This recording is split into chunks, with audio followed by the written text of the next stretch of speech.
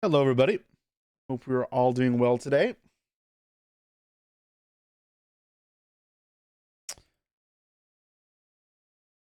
Ooh. Um, so what's in the plan for today? So today I wanted to take a look at Rage of the Abyss, get myself back into the TCG mindset. Because while I know a vague idea of what to expect in Rage of the Abyss, I know there's Furas, I know the Azamina cards. I feel like there's a lot of cards I have to reread because it's been a while, and I want to do just go over all that. As well as I do want to try build a Doa deck Rika deck at some point. Whether it'll be today or another day, it depends on time. But ideally, we can do that today. And tomorrow we should be a fun pack opening day, as we are looking for Royal Rares tomorrow. Specifically, we are looking for Royal Rare That Grass Looks Greener. My ace card, I guess, from Worlds outside of Snow. I don't want a third Royal Snow because I kind of just don't like need a third Royal Snow. I only ever really play two, and it's expensive as fuck. But because grass doesn't come in a pack, what we'll probably do is just open the tier pack, and then we'll get we'll get ultra rare dust from the tier pack, and then obviously we pull royal tier cards. Then that's like awesome. So if you remember yesterday, we loaded up like 70,000 gems into our account, so that's gonna be the limit for us around that. Um, but yeah, that's kind of the game plan we got. So should be fun. And then we also got Megatons. Megatons, I don't know how much will open, but I do have Megatons, and that'll be cool to open up tomorrow as well. But yes, tomorrow is the day of whaling. It's just gambas and gambas and pack openings and gambas, and that should be fun. A chill stream where we burn all of our money. Remember the second snow rip? Yeah, that was, oh god. Is this sponsored by Konami? No. I'm just an idiot. That's all you have to understand, is that I am a moron. You found the best pack Ultra Dust is the one that Solemn Judgment and the Agents. Why is it the best? Just because you've pulled lucky? Because it doesn't mean anything. Okay, so I figure let's start off with the good old Rage of the Abyss analysis like we talked about. And yeah, let's hop over. So I'm gonna switch my view real quick. Oop, face cam disappeared. There we go. Hey, why does this look so weird?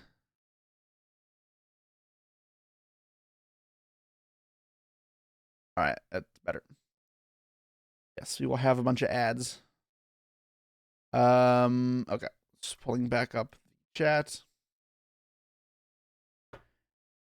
Maybe it gives a lot of ultra rares. No. That would not be a thing that's like for everybody. That's just like you getting lucky. Oh, god damn it. Okay, 1 second, guys. My employees just arrived, so I have to go open the door for them real quick. I'll be back in a minute. Don't go away.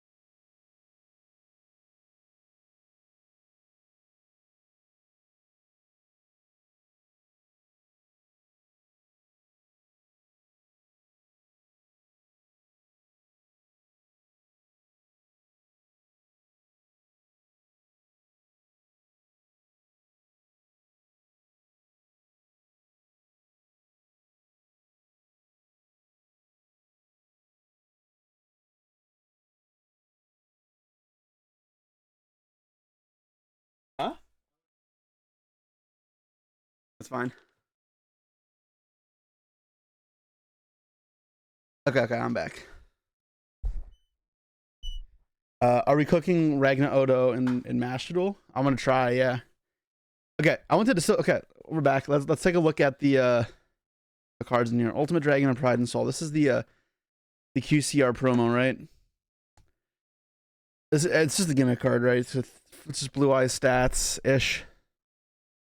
3 monsters with 2,500 original attack and defense. I'll be sure opponent's card effects. Kind of target it with card effects. Wait, this card's not even like nothing. Well, I have 24 more cards in grave. This card gains 4,500. Once per turn, if your opponent has 24 more cards. Wait, this card's not even the worst? This card's not even the worst, right? I feel like if you can summon this card is just fine. Cannot be targeted and cannot be destroyed. It's 4,500 attack. I thought this card was going to be a bullshit card. This card only comes QCR, right? And the new fusion spell in the Tins can summon this pretty easily, right? Or let's check. Yeah, we're not sponsored, so I'm gonna hop on DB because it's just easier for me. Whatever.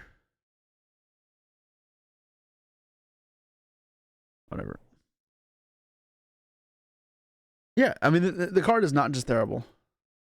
Monster effects 2,500, 2,500. I guess it doesn't need to be an effect monster. Let's just do anything that meets the requirements.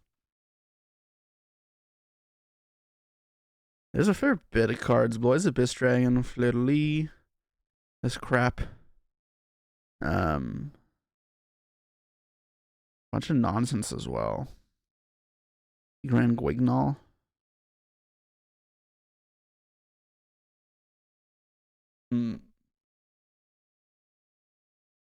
All the Unity and stuff cards are awful compared to this. Yeah, this card, like, if it didn't say untargetable, would be so. It's funny. Would be so much worse. But this card's just like not even bad. Are the TCG exclusives up yet? This card, right? What are these? What are these cards? Are these also in the tins? I've only seen these 3. I don't think they are. Fusion Summon. You can also banish monsters from your action deck. So if you pay 7,500 and you just get this out, that's just like not even bad, right? A lot of decks may not just be able to out this. I don't know if that's ever worth actually playing, but like it's worth keeping an eye on this card because it's not unplayable. And this effect is obviously not fantastic, but like it's also still playable. Like if it gets to that point, you have a 9,000 attack board wipe that can't be destroyed or targeted. The 25th anniversary will never end. Yeah. This card's not the easiest card to summon. I don't want to like overhype this to being some crazy playable card, but like this is not bad in comparison to other garbage we've seen so far. I don't think I'd read this card actually before. It's very strong. Yeah, it requires to have 2,500 attack and defense. This is like a worse Psychic and Punisher, surely. Not every card is so easily summonable. I'd argue Psychic and Punisher is easier to outright because you just have to get your life points lower and then it's affected again. But this card just can't be targeted, period. Like, I think the bigger appeal to this is you cheat it out with this card, right? In a deck that doesn't need spell card or doesn't need your extra deck. And if your opponent summons 3 monsters against you, it's like another Sphere Mode S card that kind of just puts up a wall. And like if there's ever a fusion spell that can make it more easily, then that's fine. I'm not trying to say this is going to be a meta breaker. The point I'm trying to make is that this card isn't unplayable and it could have prospects for playability in the future. Like it has the makings for potential, even if it's not there right now. So like this is neat. If this card is not expensive, I will just buy one because this card is not like this card could be playable. Yeah. All right. Anyways, surfacing big jaws. Oh right, they made all bullshit shark cards. Don't you take 7,500? Yep, you do. But damage isn't like the most important thing, right? Like life points. If there's burn in the format, then obviously not. But if there's no burn, then I don't care. All right, so level 4 fish. This card XC summon of a water. It is treated as level 3 or 5 as well. During your main phase, if a spell card is active its turn, special card from your hand, but you're locked into exceeds. And if it's summoned, you can add one fish shark from your deck to your hand. I mean, this is a good extender, but I don't know what this deck is supposed to do. Like, he's supposed to make Stealth Kraken and shit still. No locker makes it better. Well, I'm trying to look with future sight, right? Like, you can't just when you're analyzing how good a card is, you can't just look in modern context, because for one, the set itself could reshape the entire meta. But also, if you're looking at something to buy for the future, then the whole point is that it's not just the modern context that makes it make sense, right? And it's important to know which cards to keep in the back of your mind, because when you want to build new decks in the future, you'll have the best tools. This card is solid though. I just don't know what the hell the win condition of these shark decks are. It's just Stratos, right? But it's Terra Top. I mean, kind of. I mean, it's just good. All right, Drake Shark. Is he from Toronto? Scarborough. If this card is added to your hand except by drawing, special summon it. These cards can be treated as 2 materials. Okay. And then a Shark Drake Exceed. This card is material 4, gains the effect. Detach 2 to pop or target spell trap in the field and attach it. This is Poplar with no search. Dude, imagine like giving Snake Eyes and Tenpai Poplars, and they go to a deck like Shark, and they're like, nah, this deck doesn't need Poplar. Here's your fake Poplar. Here's your Wadapon. Because that's what it is. Shark's not like us. I know so little about that beef, but I do know I have heard that Kendrick diss track a million times because it's very popular. I'm not completely out of the loop and oblivious with the world around me, even if it seems like it sometimes. Poplar from Wish, Poplar from Temu. This is Temu Poplar. And the card's not unplayable, but it's not good. I'd definitely go one of at max. Armored Shark, level 3. This card is always treated as an Armored Exceed card. All right, good sign. You can send one Water Exceed from your extra deck to the grave. Try to fish in your grave with a. Okay, you can send Toad with this, right? And then Toad adds itself back. Okay, so sure. You can try to fish in your grave with a level equal to the monster's rank. Special summon it. Oh, never mind. I'm an idiot. So you have to target. Okay, wait. So it just summons itself and that monster. Oh, never mind. This is effect on field. I thought it was summoning itself. I thought it was summoning itself and the monster. Okay, that'd be crazy. So, during your opponent's turn, this card is in your graveyard. Quick effect. Try to exceed control. Equip it to this card. Okay, this card's not that good. I thought it summoned itself from the hand. Why doesn't a Waterlock disparage? I mean, like, it requires fish. I don't think this card is good. Unless you literally needed to search a monster off of your Exceed armor effects, this isn't really helpful. Are there any good rank 4 level 3 Exceeds that are worth it, or 3 material Exceeds? No, they're not. They're pretty bad. All right, this card is doo-doo. Is that it? Is that really all we got? Blue Eyes to the Heart. What the hell is this? I thought the Boy Support was the set afterwards.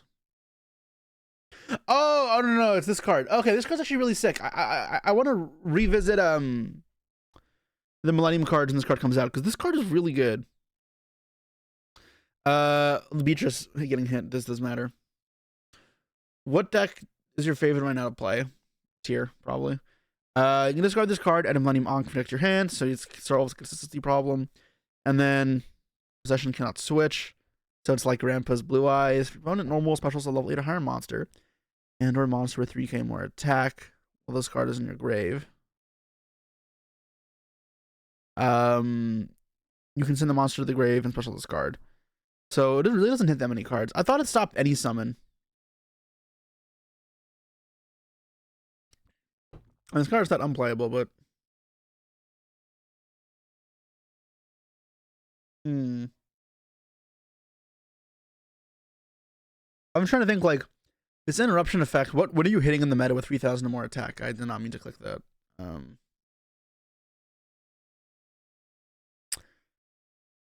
Like, Newbell will just have not summoned shit. Amaterasu is yeah, that's cope. This card is worse than I remember. This is why I reread cards, I guess. It just doesn't seem great. One thing is you can play Blue Eyes support cards now, like Melody of the Dragon or whatever, to search Ankh, but Yeah, I don't know if this card is better. All right. Now we're on to Red Eyes card. Red Eyes Black Full Metal Dragon. Oh, the Bandit Keith cards. Any level 8 or higher as well. How many of those do you really see in Yu-Gi-Oh? I guess like you can hit Yubel stuff, but it floats. Like I don't know, man. Like this is not the worst, but it's not as good as I thought it was. Summoning this into Blue Eyes like seems pretty bad, right? Because it just turns on or easier than to kill you with Nightmare Pain. All right, Red Eyes Black Full Metal Dragon. Must be special summoned with Enhanced Metamorph by attributing level 5 or higher dragon. Only each of the following effects. Once returned, reveal this card in your hand, set a Metamorph trap, and shuffle this card into the deck. If your opponent activates a card effect, you can get the activation, then click damage them equal to 1 of their attack with monsters.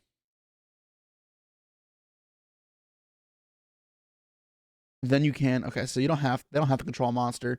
I mean, is this good? This is, yeah. Search off Black Metal Dragon or shuffle back into the deck for Metal Morphad. So you search this off Black Metal Dragon, then do what? That doesn't mean anything. Like Black Metal Dragon can get access to this, right? You can go Black Metal Dragon, make Striker Dragon, add random D. And then revive the Black Metal Dragon, make Heretic Seal. And then add this card, and then you get the trap, and then Heretic Seal bounce, get Magnamut, search, and then use the trap to summon into this, and even negate. I mean, like, that's fine at a base level, but it's far from broken.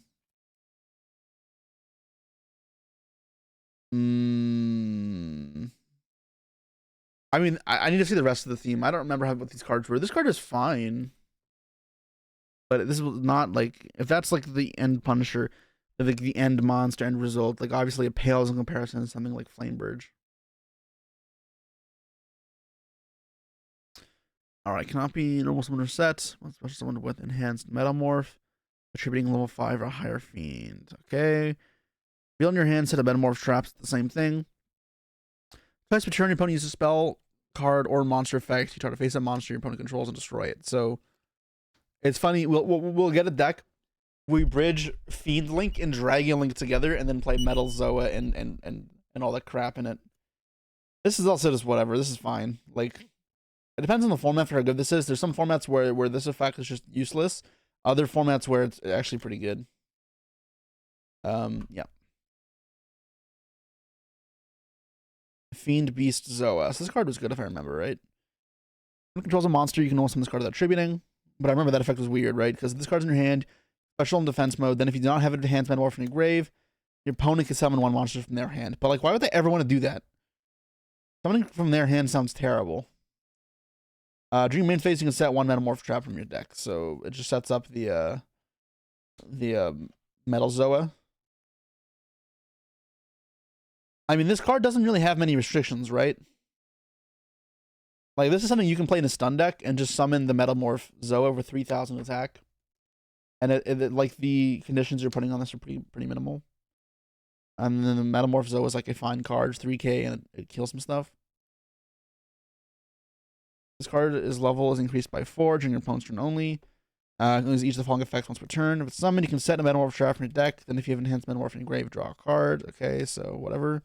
You declare one monster type, and this card becomes that type until the end of the opponent's turn. So yeah, you can just do whatever you want. I wanted to read the Metamorph, I guess. Enhanced Metamorph, I guess. Where is that? Here. It can become a Light Fiend. Of course it can. So you make it Light Fiend. Yeah, it doesn't lock you in anything, right? So this card is just becomes any type.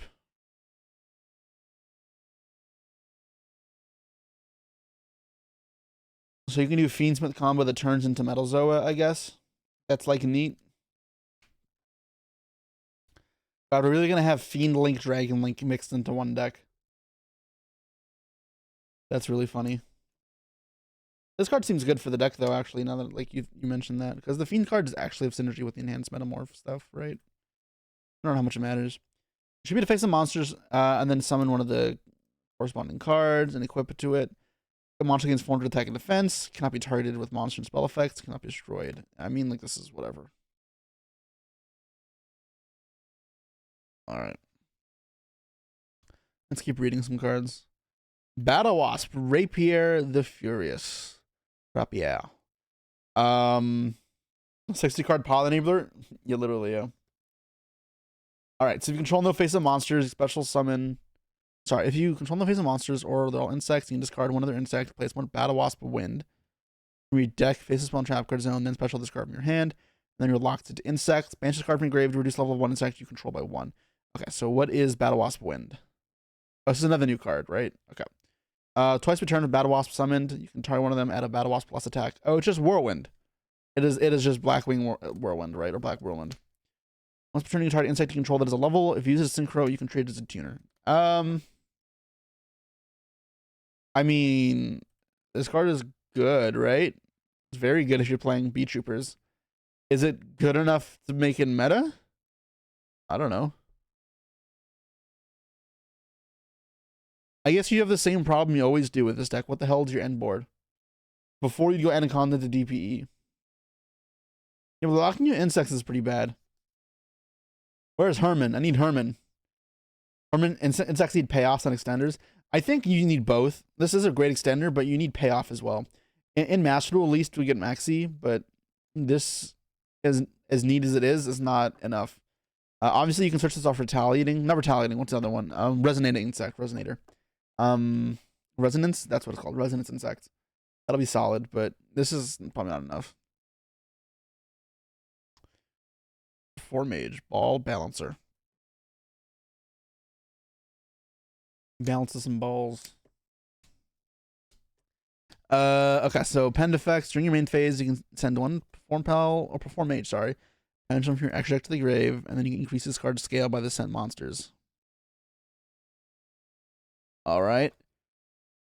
I'm gonna lose the effect once per turn. That seems very not good. If you control a perform mage monster, you special this card from your hand.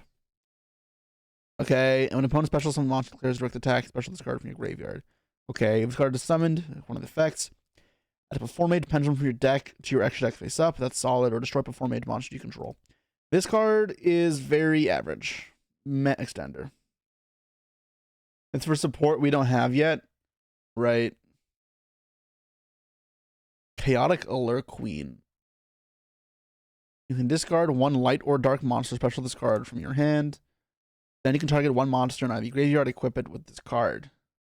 Or equip it to this card. And if you do, this card's name becomes that monster's.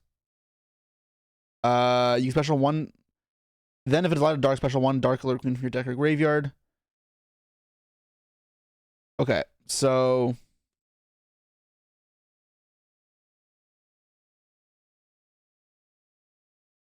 this actually seems pretty good. So like, I haven't seen talk about this in a while. Okay, I'm not even talking about it in the context of Allure Queens because I don't give a shit about that. We looked at the deck before and it was fine. So part of why this card is good is you don't have to use this in the context of Allure Queens. Like you could play this in any light or dark deck in the under the guise of extension, and you play this like Terror Top, and then you play like one just Allure Queen card. Because pretty much what happens is if you draw this, you discard light or dark, special from hand, equip whatever light or dark you fucking sent to grave. And then the name might be a bonus, right? Like if you get any name synergies, and it's neat, but who cares? And special a guy from the deck. So you got 2 bodies on field immediately. And obviously, like in modern context, that means turning it into the Fiendsmith package. But like, there's other stuff alongside that, right? Like looking at the tier deck, you can do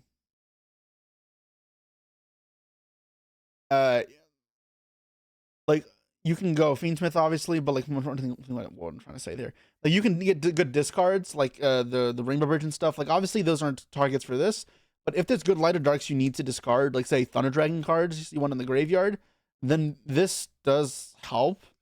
And then obviously would also just wait. This is crazy in Thunder Dragon. Holy shit! Because it puts the card on the field. Like imagine you go discard Thunder Dragon Roar. And then you equip the Roar, and you special Allure Queen from the deck, and then you make Closed Moon, and then Roar goes to grave. So you special Thunder Dragon Dark from the deck, and then you Fiendsmith bullshit. Ooh, we're cooking, we're cooking, we're cooking.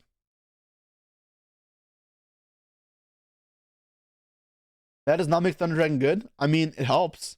Like, this is exactly the type of thing I'm talking about, right? Like, so even if it's not good, you're making stuff better, which is important, right? You never know when it does actually make the difference to go to the next level to make it good. Deck or graveyard means if you brick on the Allure Queen, you can still do it. The thing is, though, if you draw the Allure Queen, you need to discard something else, or you need to have another card in the graveyard, otherwise you have nothing to equip, right? It's important to note that this can be Veilered and it can't revive then, but it otherwise discard special. So discard special, get Veilered. I mean, that's not fantastic. It's like, this card's not like your dream extender, but this is a good card. This card is also a 1-card Light and Dark Chaos Angel. That is true. Level 3 Allure Queen Dark, right? I think that shit is some of the most overrated stuff like ever. However, I get it. You think Engine Only decks are viable this after Rhoda? No. Not with Azamina Snake Eye.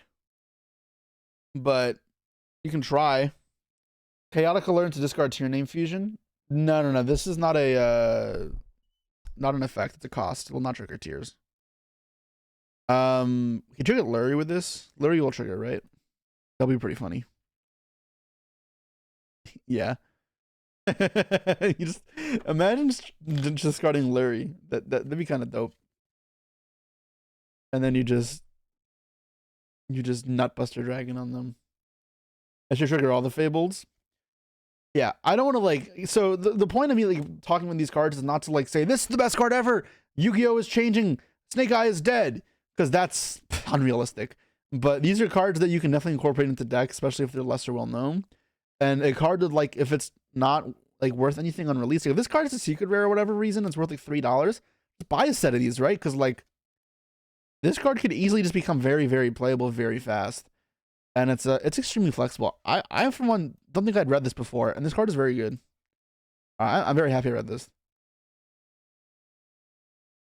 Chaotic Allure Queen. I will keep that in mind. All right, this one's awesome. Badass Goblin Bikers. This card is good. I've read this card before. So if you control no monsters or all your monsters are goblins, you can summon it without tributing. I wish it's special, but obviously be too good.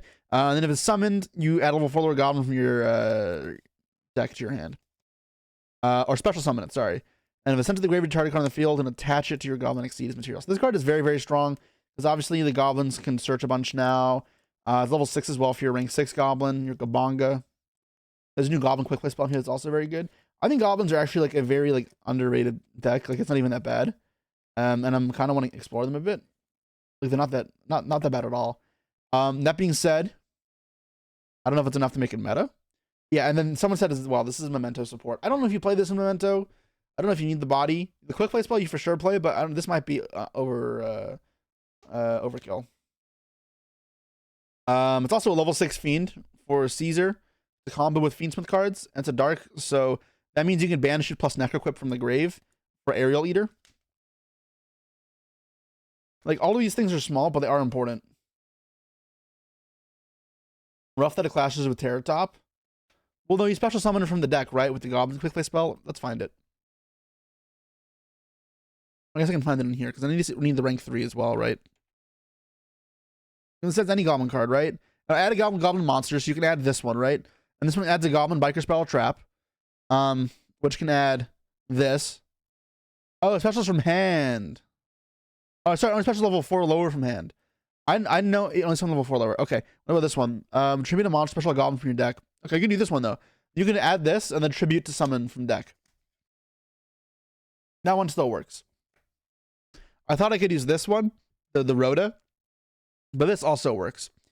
So you tribute the Doug Biker, the Doug Charger, and you can summon your badass biker, and then from the deck you get Memento Goblin. And then when you blink this away, you'll get the effect in the grave to target a card on the field and attach it to this, which is obviously very good. And then And obviously, we have materials detached, special, try to face a monster in the field with this card attached to it. So, like, this can actually break through fields pretty well. The Goblin Biker shit.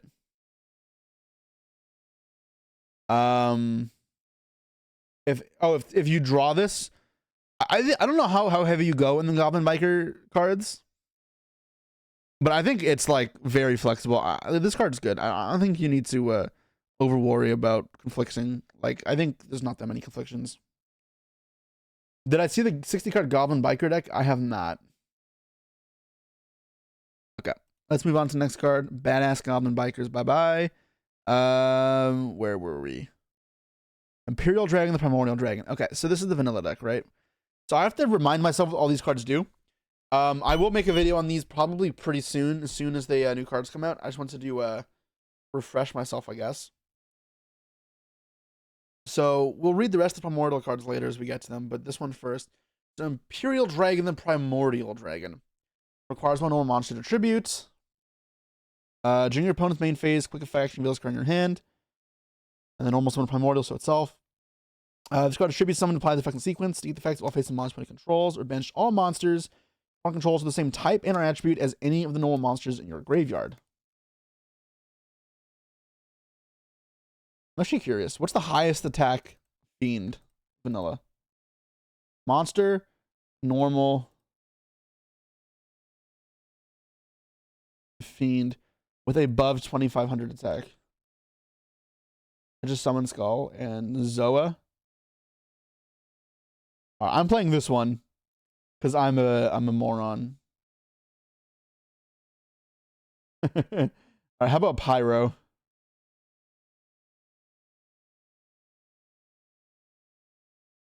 What do you mean there's nothing? What do you mean there's nothing? Should I do I have to show them my my Anotherverse Solaria prize card?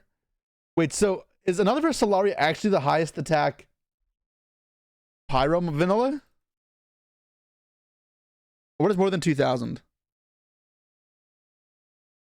Anotherverse Solaria has real use. You probably want to fire a fiend for coverage. So I'm gonna play all the Anotherverses. I'm gonna play, I have all of them. I'll play both of them, and I'll play Solaria as well. I actually have 2 dragons. Should I play 2 dragons? That'll be funny. What is this? Oh. Alright, so banish all monsters with the same type and attribute at any normals in your grave. I will banish all of your cards. Alright.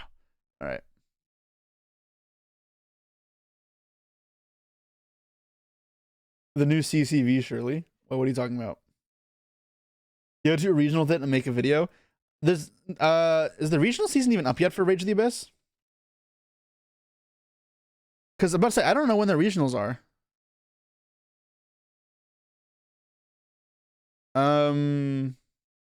The last regional in Toronto, I was in Cancun for, so I couldn't go. What am I looking for? Where's regionals here?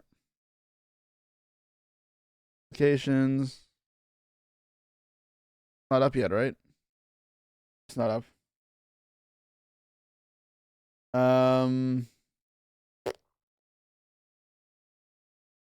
Yeah, there's nothing. This was 2 weeks ago. Toronto, Ontario. When they add, so like, I want to do this video sooner rather than later, so I don't know how long I'll wait for it. But when they announce the regionals for Rage of the Abyss, then I'll get it done. I'll make sure we have our video. Yeah, so I guess I'm surprised they haven't updated it, right? Because Rage of the Abyss is like 3 weeks away almost. That's it. All right. Lacrima, the Scarlet Sorrow. As the Fiendsmith card. This card's always treated as a Fiendsmith. If it's summoned, you can send a Fiendsmith card from your deck to the graveyard, except Lacrima. Your opponent's turn, if this card's in your grave, quick effect, try to Fiendsmith in your grave, shuffle this card into the deck, and summon that monster. So it's like the reverse engraver. It's under the opponent's turn, though, so it's a lot more balanced. This card is fine. This card makes the deck so much better. Does it really? I feel like it makes very little difference. It makes Sanct way better.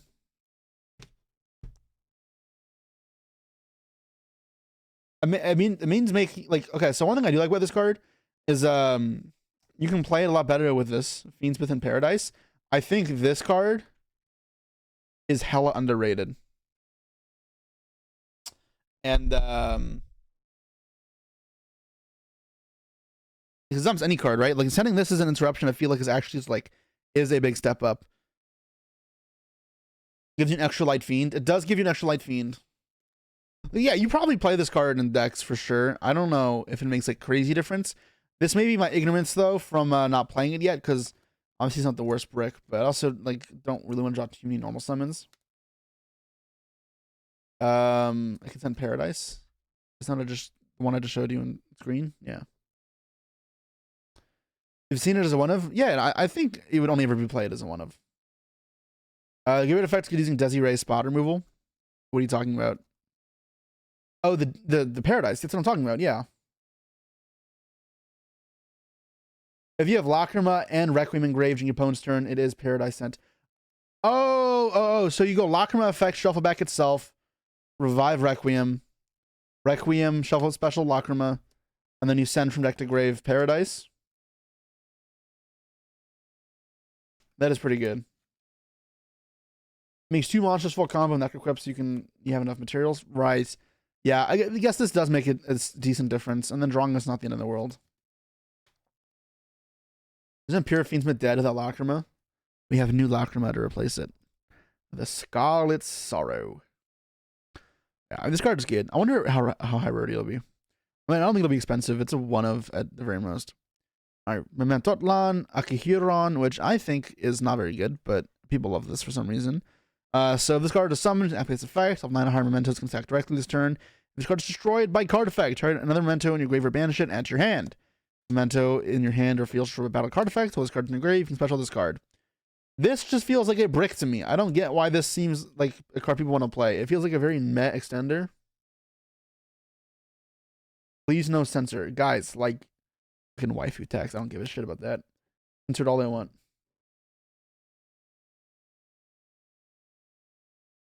This card is I don't get the hype behind this for Memento players. Like, Memento players keep talking about this, but I don't know, man. Like, this doesn't feel very good. It's not a starter, not really an extender. It's an engine piece for a deck that has enough engine pieces. I have to think this is just unnecessary. Centurion Jimala. When your opponent activates a monster effect, you're to a higher quick effect. You can activate this effect. If the activated effect becomes your opponent places Centurion from the field to grave, and spell trap card zone as a continuous trap. I mean, yeah, this card's pretty good for getting your plays through. And then if it's a main phase, if it's a continuous trap, you can summon it, right?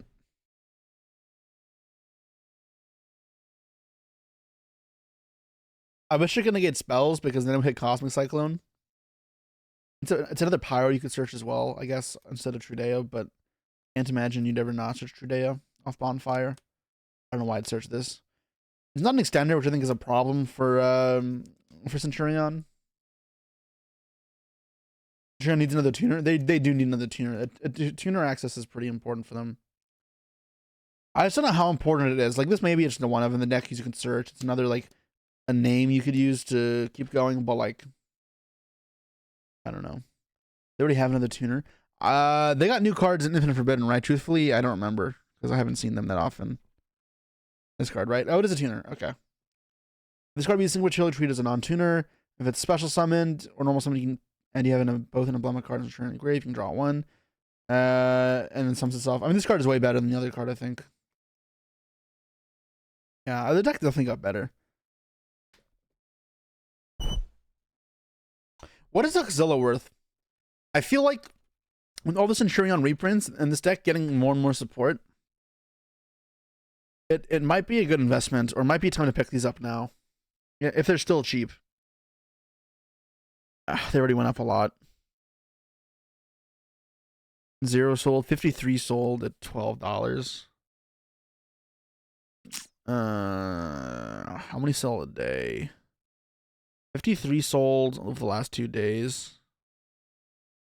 0 items sold in the last 2 days. which makes me think this was a buyout because someone saw the Centurion cards in the tins. That makes sense. View more data. No, they were bought. It just hasn't updated. This is still selling. Interesting.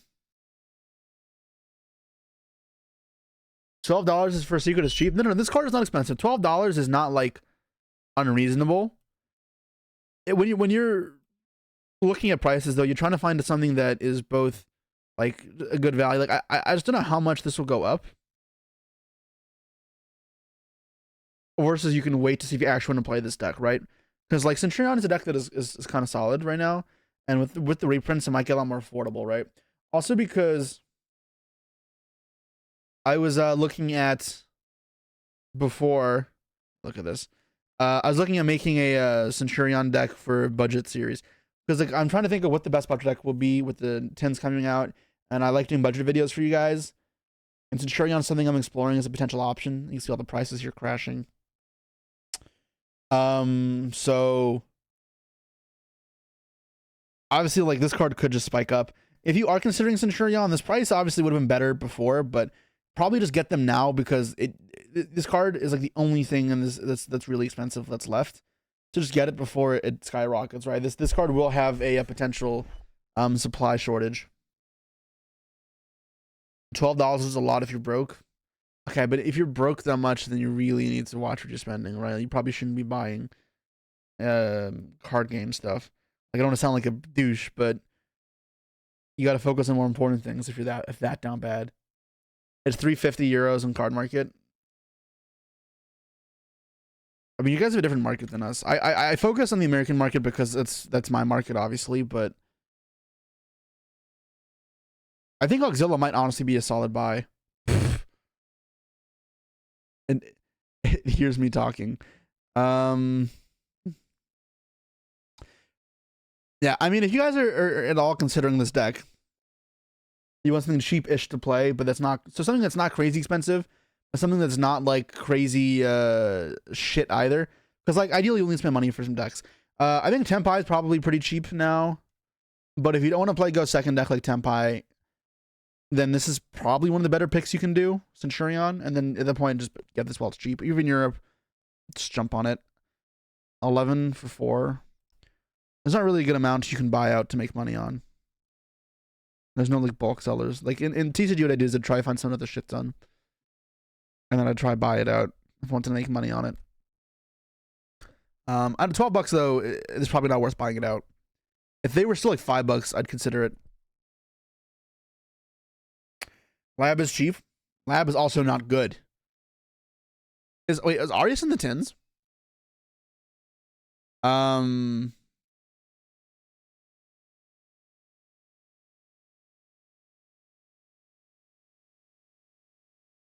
Arias. It is. Okay. Like, okay. Becomes even more budget. Yeah, but like, when I'm giving you a deck to play that's budget, I don't want to just be shit. Because I can give you a deck for $4 and then you'll win 0 matches with it. That's not exactly interesting, guys. Although I think Yu-Gi-Oh is actually in a fine spot right now. As per budget decks, I think there are a lot of good options. So yeah, you'd want Fiendsmith for Lab for sure. I'm not sure, but I feel like they're like, yeah, obviously Engraver sucks, and there's some still expensive cards, but a lot of the expensive stuff I feel like is not as like it's actually manageable. Pearly's budget, yeah, Pearly is the last deck I made for my budget videos. Fire King Snake Eye is also quite budget if you go Fire King.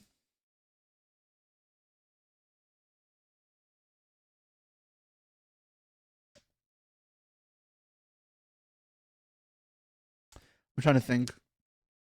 Let's check Gamer's Choice where their pre-sales are at, I guess. I do have a promo code there. Potato5 for 5% off if you want to check it as well. This is not even for sponsorship. I'm actually just curious what stuff is worth. Because I'm trying to plan out what I want to give you guys for content. Like what the best is going to be. Like $7, $5. Is it Canadian or USD? In USD. It's probably under 40 bucks. I mean, staples are gonna be a little bit more, but the core of the deck should be, you know. Bonfire's 20 still. It's still 10. I guess this is not that cheap. It does add up, right? Because you're gonna need all these cards. We'll see what it ends up being on TCG Player though, because these prices seem kind of high. I'm not sure. Yeah, I think some of these prices may be a bit high. This seems wrong. I don't know. 10 bucks again. What about the cores? Yeah, they have cores, right? Patreon deck core's 100 bucks. Yeah, I'd probably expect it to be cheaper, to be honest. Horus has got cheaper, but again, I expect it to get cheaper. The problem is,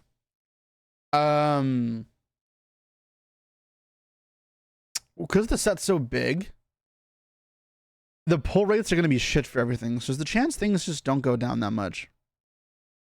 And that's kind of what I'm scared of. Because I waited, I haven't filmed anything for the budget decks in a while.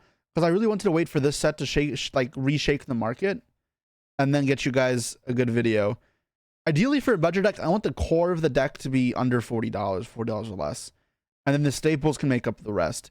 I also want the staples to not be defining. For example, if your deck needs SP, it's probably a problem. That's kind of what I look for when I'm trying to make a budget video for you guys. That way you can build the deck incredibly cheap, because these type of decks will rotate out over time pretty quickly. So I may have to rethink my approach, because Centurion might be too much, Fire King's probably too much, because the Witches and Wanted are a lot. Or I mean, I'll just wait till Friday and figure it out then.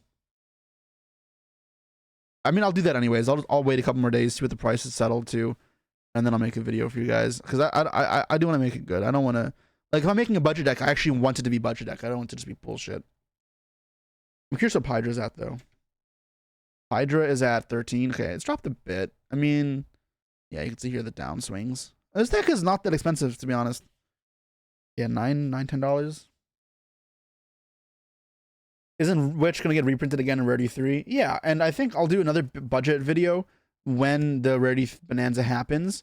But, like, I want to do a budget deck for now as well, because people obviously still, want to play. In EU, Hydra's under 5. Okay, what you guys have to remember with EU is Card Market has more expensive shipping options. So, like, it's very deceptive, and you guys need to be careful with this. Because I've bought a lot on Card Market in the past as well, when I was doing vending, like, during COVID a lot full time. I do it still now, but not nearly as much. It's more of like a side hustle alongside content with me. So look, let's say I put into the cart. Wait, does it not remember my account? Ah, fuck, it doesn't remember my account. I don't remember what my thing was either. Let's try this.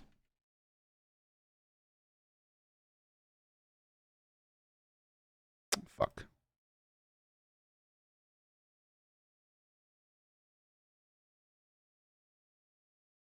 I don't remember what it was. Card Market shipping gets kind of expensive though. Is my biggest problem. Shipping in Europe can be a lot. I thought I'd show you guys, but I guess I'm not doing that today. Okay, I'm getting distracted, I guess, too much. Let's go back towards actually analyzing Rota. The budget videos will come back over the next week or two for sure. Just what the subject will be will kind of be figured out by Friday. 1 second. Okay.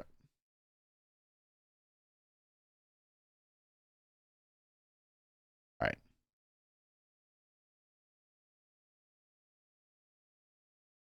right. Is it from EU to NA or is it in general expensive? It's from EU to EU.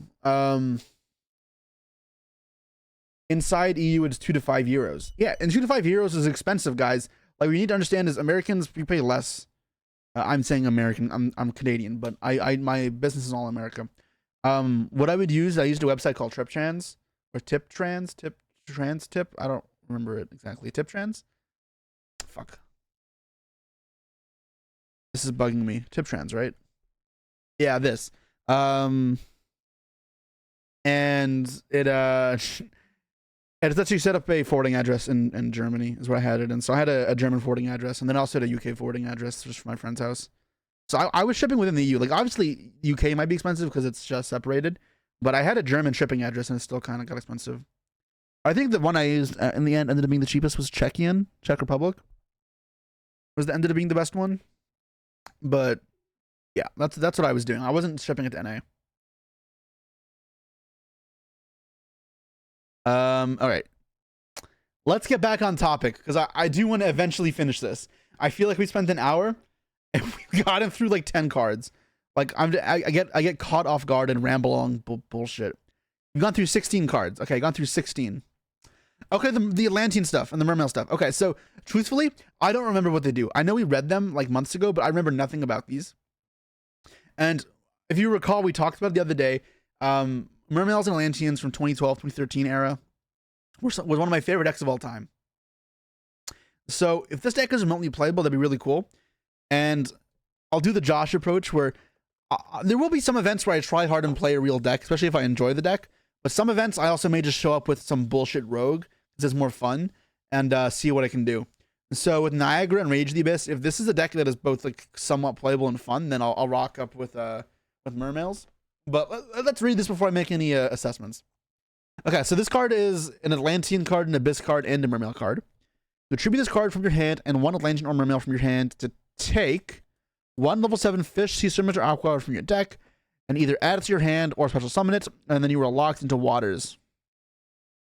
So the thing that obviously most people would immediately draw their attention to is Sealocan. It's level 7, right? Yeah, Super Ancient Deep Sea King Sealocan. This card is bonkers. Yeah. You're in the UK and it costs you $20 shipping. I mean, I've heard a lot of complaints from the EU. I mean, from UK people about the EU and how Brexit kind of made things awkward. So I get it. You guys have to kind of order domestically, otherwise it's kind of fucked for you. But Canada's kind of the same. Ordering Canada from anywhere in the world outside of Canada is kind of ass. Even in Canada, it's kind of ass. Like, I can never pretty much... I just don't order cards to Canada. I always order them to my US forwarding address, my European forwarding address, and then I just pick them up when I travel for events. Well, this card's really good, though. Specials many level 4 levels from the deck. And then when a card effect is targeted that targets this card in the field, you contribute another fish monster. So I guess the combo would be you go Abyss Pike, and then Pike will get this card, and then you got that on the field, and then Imperm, you actually just beat Imperm. I'll be playing Stage 1 tomorrow. Oh, Stage 1 is tomorrow? Oh, no, tomorrow will be we'll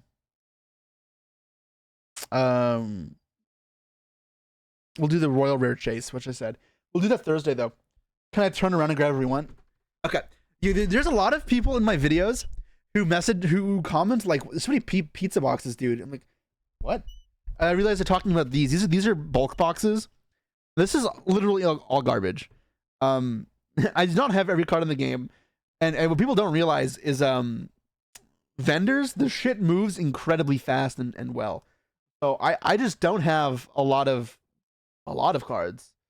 This is all bullshit. Like, can you have it? No, this is still sellable.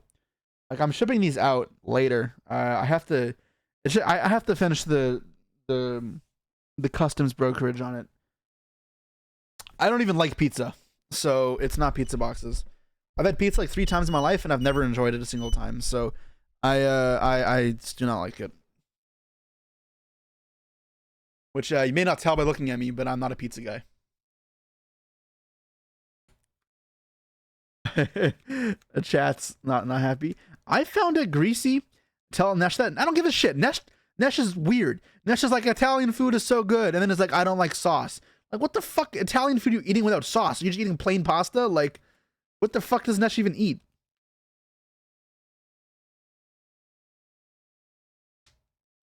Italian pizza isn't greasy? The thing is, like, I don't know. So I don't like a lot of cheeses. I like strong, sharp cheeses, and I don't like melted cheese, the texture of it. So the mozzarella, like, the very neutral cheese, not my favorite. No, the texture I don't really like either. And then it's greasy as well. It's like not good. Ice cream isn't saucy. What? You probably ate NA pizza? I've had different types of places. I went to a place that's supposed to be pretty good. Let's get back to Yu-Gi-Oh! We're talking about pizza now. I need a real Neapolitan pizza. Dude, I just have no desire. I've never even remotely enjoyed a pizza, so I just don't like. I've had really good Italian food. Like I've had good ravioli, some pesto, risotto is love it. I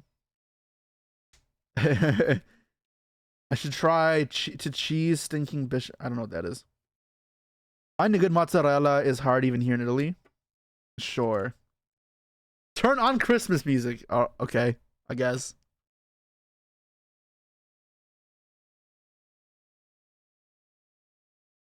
Um, here we go. There we go. Carbonara. I'm Jewish. I can't have pork, so I've never had carbonara.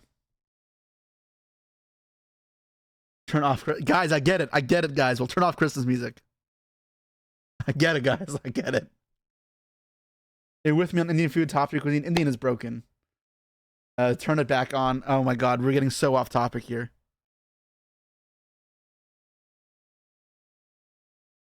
I've lost my train of thought completely, guys. I've lost my train of thought completely. I'm not gonna lie. At every pizza party in grade school, yeah, I just never had anything. Turn off Christmas music. All right. Oops. If Jesse gets distracted more times pushing to talk about Moodang, Moodang is great. I posted about it on Twitter today. Moodang is awesome. Fried pizza is the best pizza. I just said it was too oily. I can't imagine that being it. I'm excited for Bologna though. I haven't booked yet, but hopefully I will. I'll go to Pompeii. I'll do some touring, get some good pasta. Oh, a story I had was one of my Italian friends. I was talking to him, and he was like, I'll make you some carbonara," and I'm like, "Dude, I thought you knew I was Jewish. Like, I can't eat pork." And then I responded with, "I can't eat bacon," and he's like, "There's no," and he got mad as if I'm the one who said something wrong. "There's no bacon in carbonara. It's pork cheek." I'm like, Jesus, same thing. Still can't eat pork. What is Moodang? It's a hippo. It is Pierre, yeah. You got all Italian with me with the it's not bacon, it's carbonara, it's pork cheek, guanciale. Carbonara doesn't make sense in Bologna. Yeah, carbonara is Roman, right? It's not the same. Oh my god, that's not the point. The point is that I can't eat pork, is what I was saying. Sorry, I don't know the specifics about a dish that I cannot eat.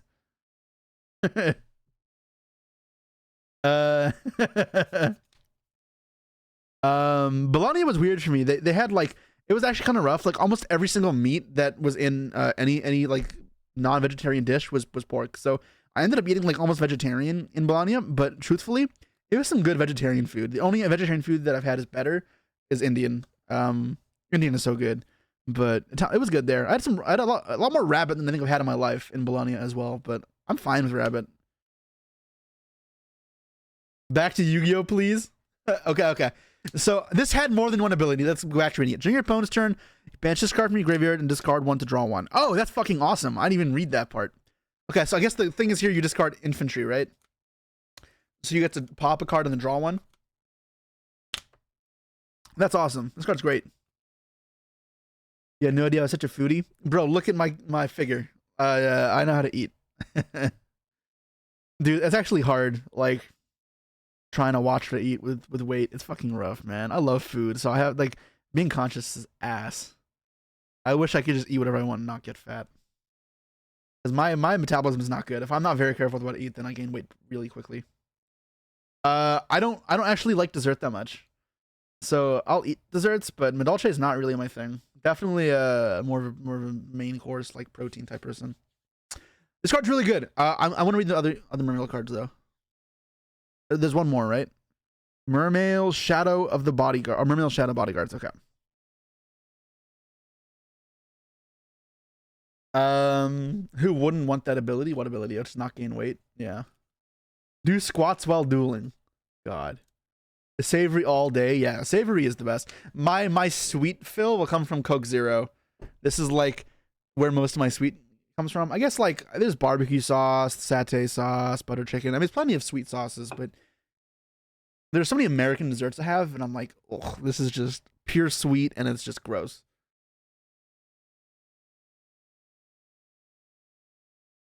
Trust me, it's not better. You literally can't eat the same shit every day without like saying, yeah. Listen, being on a diet doesn't mean eating the same shit every day. I have to be conscious.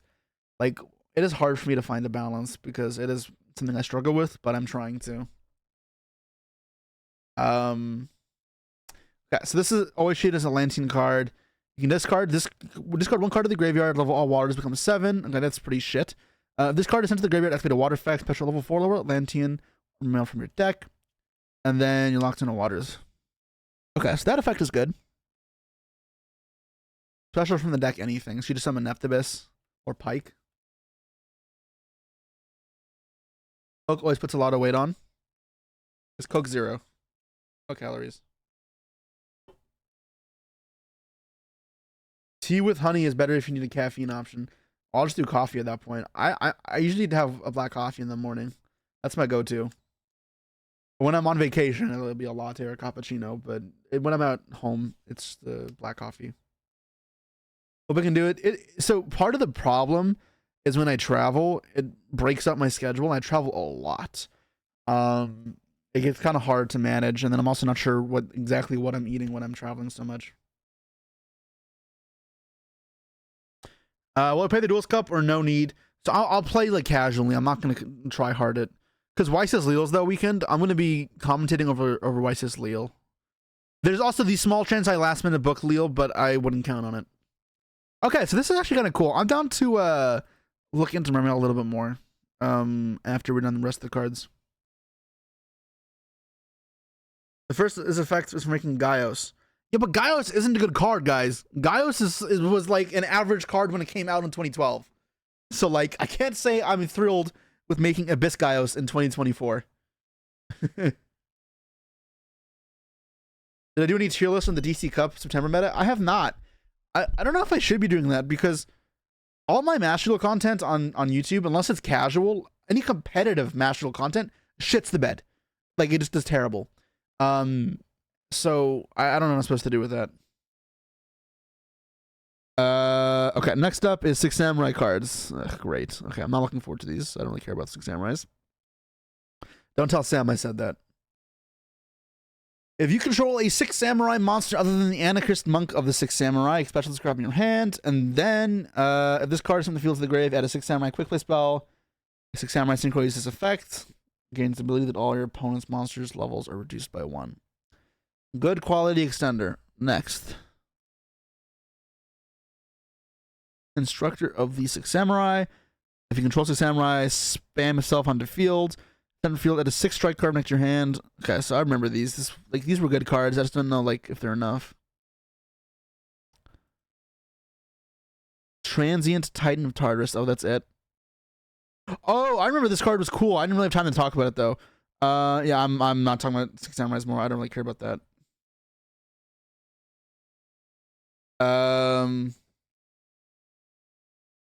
You promise I can comment any competitive Master Duel content I make. Huge boost. It does help, but it's not enough. One person cannot carry everything, obviously. Primordial 6 Sam is cool. Topped a few 20s in OCG when it came out. What, with Chamberlain? That's what it's called, right? The really shit Samurai monster from Striking Neos. I mean, it's just a vanilla. 6 Samurai.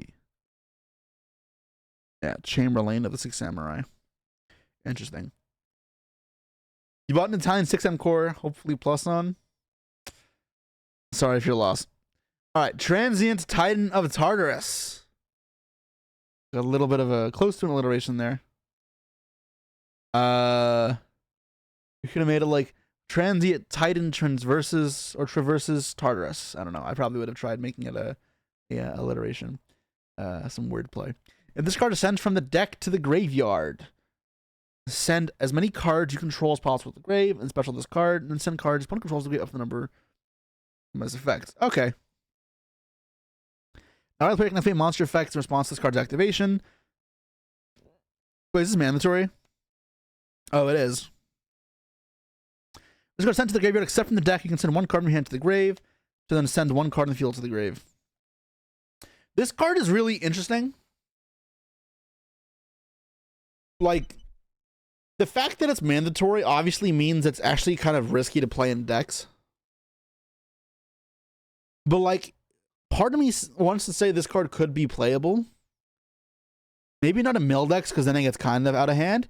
But in zombie decks with like Gozuki and Unizombie, this card can be used as a way of pushing through fields. And like maybe even as disruption, right? If you can find a way to send it to the grave on the opponent's turn. And then it can clear up the field. And the hand effect, the effect when it's sent from field or hand is not the worst either. This card is really like an interesting card. Like, these are cards I love to see because it's flexible, and I feel like there's ways to use it. This will probably be some random like bullshit common in the set. People will just ignore, but I think it's cool. And then obviously these type of cards are like very interesting in cubes, so this will be an instant addition to any cube draft that I play. It's good level 1 tuners. I mean, sure, I guess if you want to make Shenying. Shenying is obviously good with this. It sends, that doesn't destroy, so it doesn't actually compare Shenying that well. Can you special summon this card? You have 0 cards in field? I don't think so.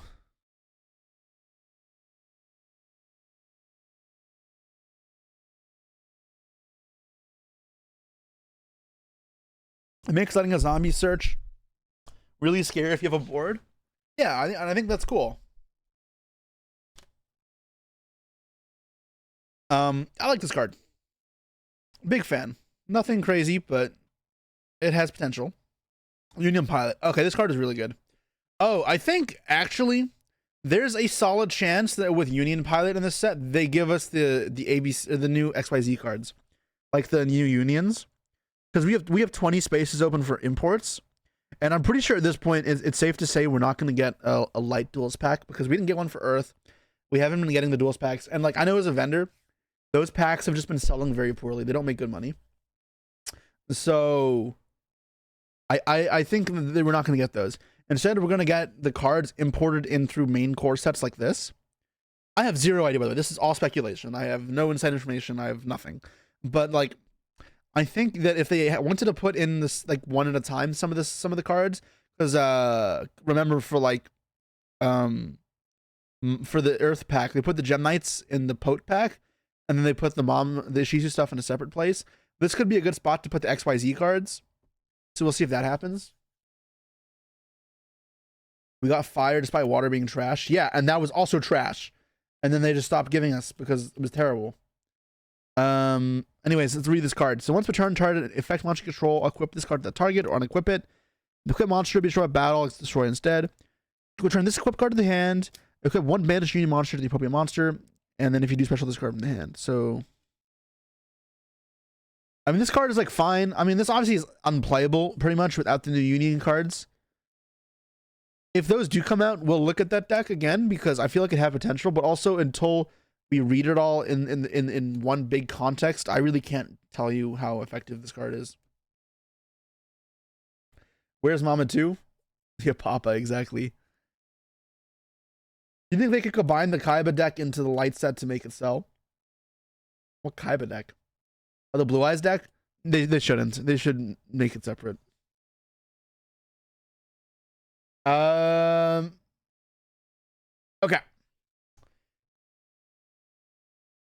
Before we continue, guys, I appreciate how we have almost 600 people here. We are an hour into the stream, however, and we've not gotten a single sub. So if you appreciate the content, guys, and us looking at all the new cards, you get some pick my brain for some analyticals, and want to see me stream as frequently as I have been this last week, and to keep on doing that, then I have to know that it is worth my time doing so. So please consider using your Prime sub to support the channel, or if you can as well, a regular sub as well. It makes a huge difference. Was cooked. Why am I here? 44. Thank you so much for the sub. Appreciate it. Thank you. It always feels weird having to ask, but it is a proven tactic that it works. So I will do it, guys, and you'll have to deal with the shameless plugging. It is necessary. Noir resubbed with Prime. 2 months now. Let's go. Start of a new journey. I thought that Jesse was cooked. Alphabot or Alphabot AB. Why have I always read the name wrong? ABP Hot 30. Thank you so much for the sub. Appreciate it. Okay, let's proceed forward. Thank you all for the support. I'll continue on with the new stuff. Area. If this is the same as the others, this card is terrible, but we already knew that. Discard, add other water. Discard and another water, and then add a water with an equal or higher level than the discarded one, and then you're locked into waters. Actually, I guess if there is a charmer that's going to be good, it's this one because of the mermails, right? When your water destroy battle, special discard of your hand. Okay, who cares about that?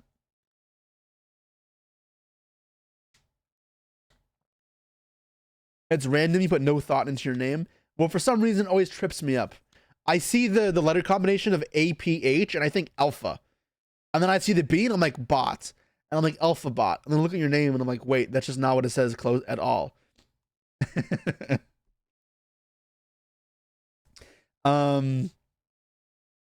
Okay, this card is... Well, I have no idea how good this will be. Like, maybe this is usable in mermails. So it has a higher level.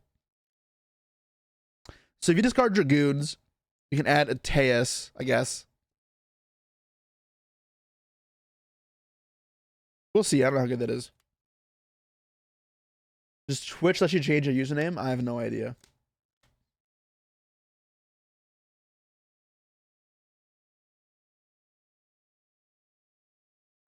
This card. What does this card do? If you control no cards, quick effect. Discard this card.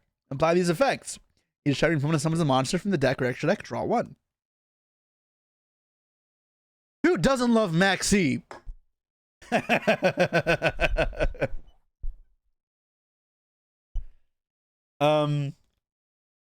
Yeah, so this card's obviously very good.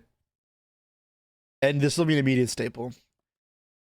And so, one thing I have a problem with for the budget decks and why I need to make the budget video before Rage of the Abyss is this will be like a staple in every deck. Like, you can get away without Pearlia.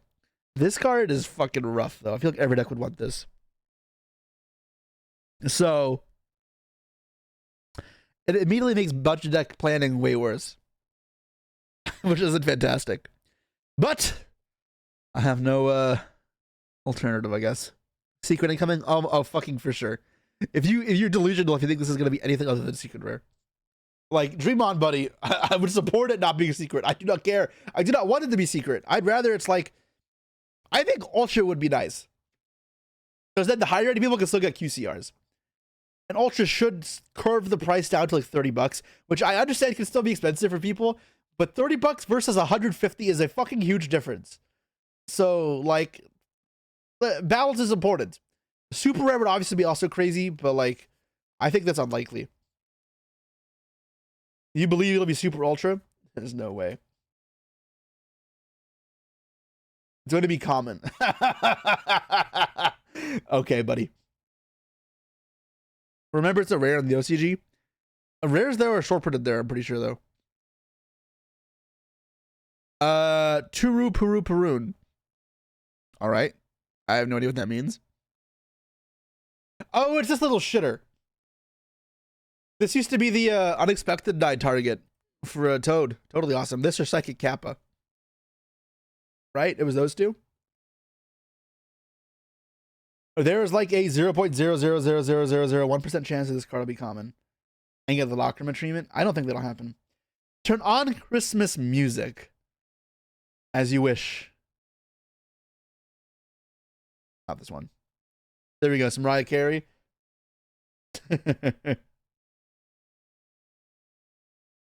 Remember, if you guys subscribe, you get channel points faster, so you can turn on or off Christmas music as you wish. Turn off. There we go. I'll turn it off, guys. Chill, chill, chill.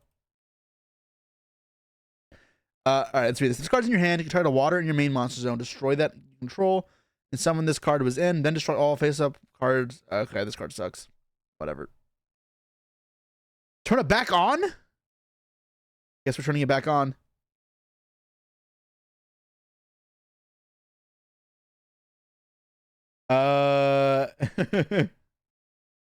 Trappy Buckets just sub. Thank you so much. Appreciate it.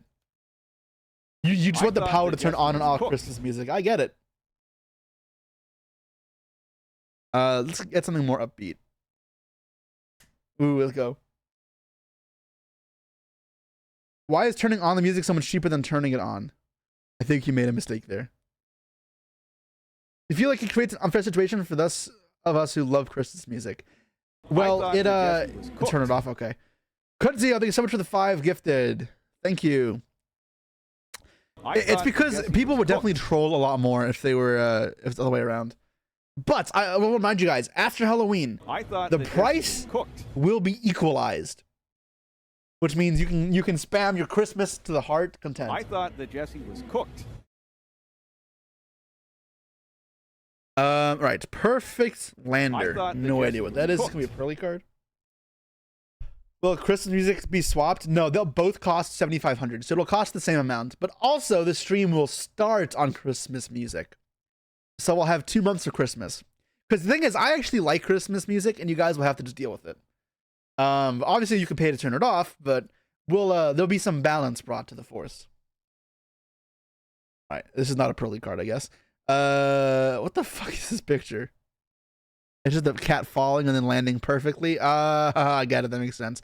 I was imagining like the Mars rover, and it's just landing down on Mars, and it's a cat that's like piloting it. That's in my head. When I read the name, that's what I was expecting.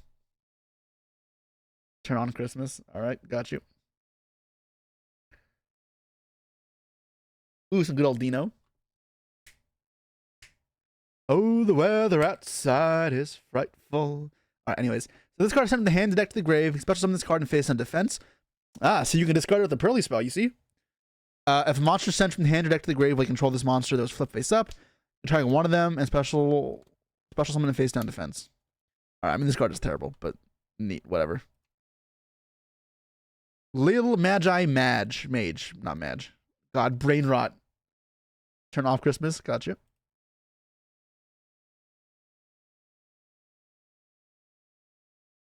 Christmas outside the holidays sounds like a music serial killer would use before torturing their victim. Christmas music is awesome. Y'all are crazy. This card is good in Malice. During the main phase, this card's in your hand. Tribute to Cyber. Special this card. Gains attack. Oh, this is terrible. What are you talking about? How is this good? This is a terrible extender. Evil Twin card. No, this is a card you throw in the garbage. This is bulk. Dream Absorber.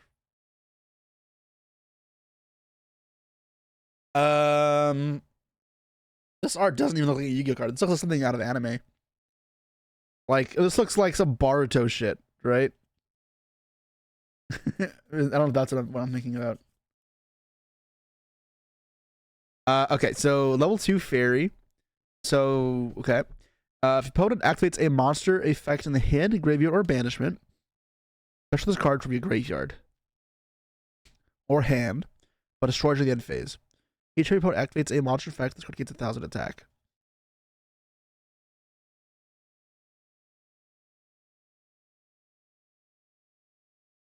This card is not really good. In like mill decks, it can be used as a weird extender, probably. Paleo buff, maybe. It's like not an unplayable card. It's not good though. It'll be good in cubes drafts. The fact it doesn't get banished means it'll come back every turn, which means it can be annoying in like grind games. This card is not the worst. It's not a good card either, though. This is like neat. It's like, you know what it reminds me of? It reminds me of this card. If you know what leaf place places. Yeah, this card is really cool. It's cool in cube drafts, and it's nothing broken, but like it's another random graveyard effect. You can just throw in random bullshit. Gives turn attack for each card in opponent's grave to your standby phase if it's in your hand or grave, and your opponent has more cards than they do. Special summon it. It reminds me of something like this, albeit this one's probably better, but it's just a constant flow of resources. It's kind of cute. This card, oh yeah, I love this card. See, like the Tartarus card, this card, the Dream Absorber are all cards that are not really gonna make a big difference for meta games and may have literal zero impact on the TCG. But the fact they're just like cool commons you could throw for sealed drafts or play cube with them or just mess around with, I think is like awesome. I love cards like that.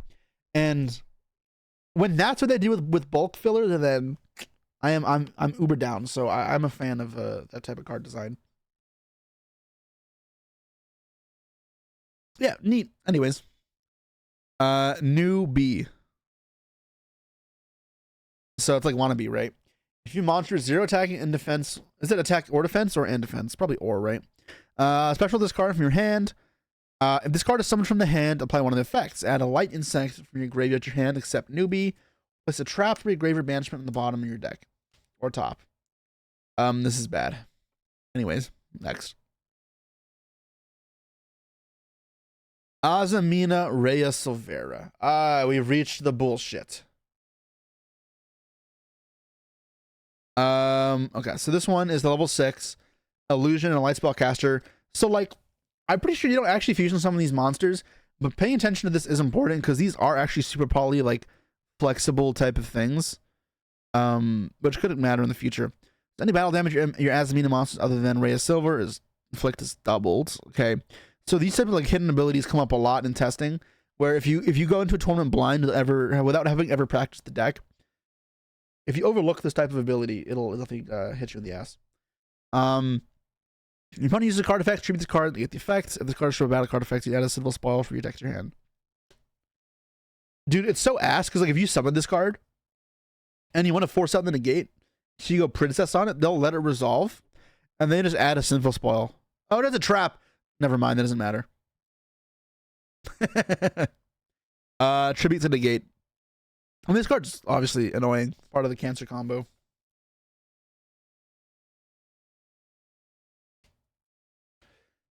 All right. So Rhea Silvera, MU or Mew Arciliago. Someone's level 6 as well. Illusion and a light spellcaster. Your opponent goes 500 attack for each Azamina you control. If this card is fusion summoned, you can add an Azamina or Sinful Spoil card back to your hand. And this card should by battle card effect as Sinful Spoil. Like, what cancer is this, bro? Like, you could just imagine also just crashing this later and it turning into another Sinful Spoil card. Like, we don't need more Sinful Spoils, bro. They should have banned the original. They really should have banned the original. Fucking Arciliago.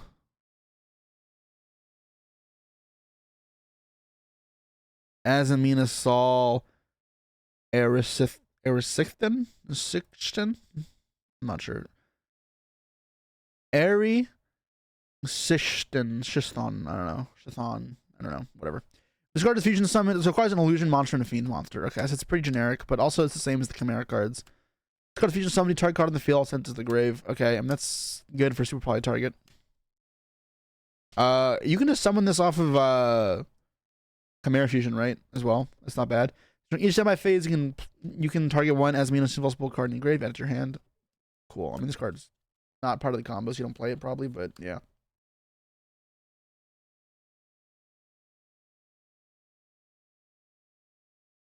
Azamina Moa Regina.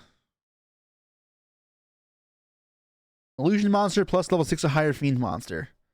And so you can target one illusion monster in your graveyard except Azamoa Regina. Special summon it with the Sinful Spoils or Azamina card. It's level 8.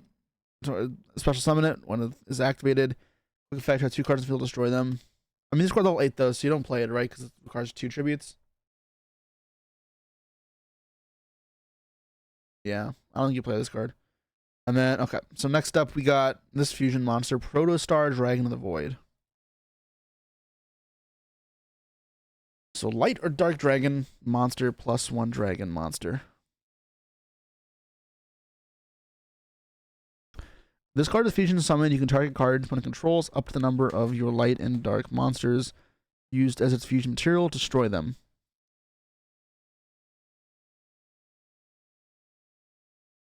Is this like a new target for Fallen of Albaz with Brandon Red? If this card is banished, you can target one level 4 lower light dragon control. It becomes 8 or whatever.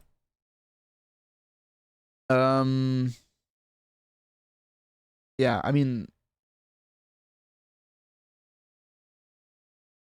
yeah, I don't know what this is really used for. The card's not terrible. It's meant for the laid stuff. Oh, lad, you mean? How? The stuff's already laid, I thought.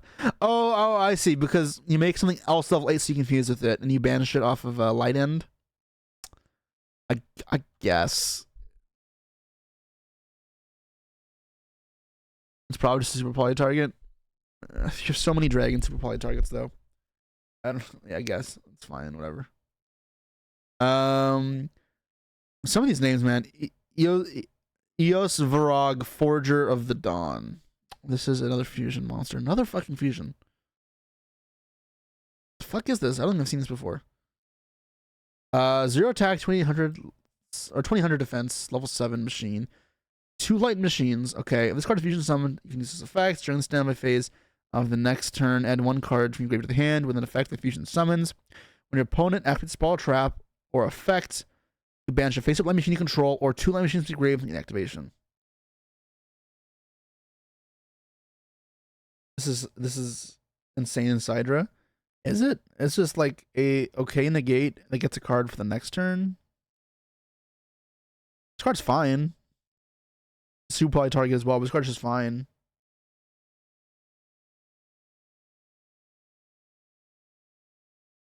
It looks like a Cyber Dragon card, even though it doesn't say any Cyber Dragon on it. I mean, yeah, this card is okay. Yeah, like okay, neat Cyber Dragon support, but I don't really know how much this changes anything. The thing is that this is somewhat generic, right? Like you could play this in other decks as well. If that's any card that fusions, I'm just not sure if that's ever worthwhile. Putting up the spell trap and negate alongside a resource recursion is obviously pretty good though. Battle Wasp, Grand Partisan, the Revolution. That is a fucking name. That is a fucking name.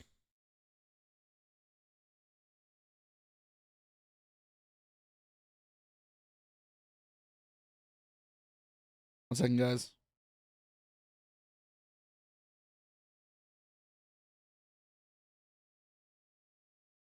Okay, bad.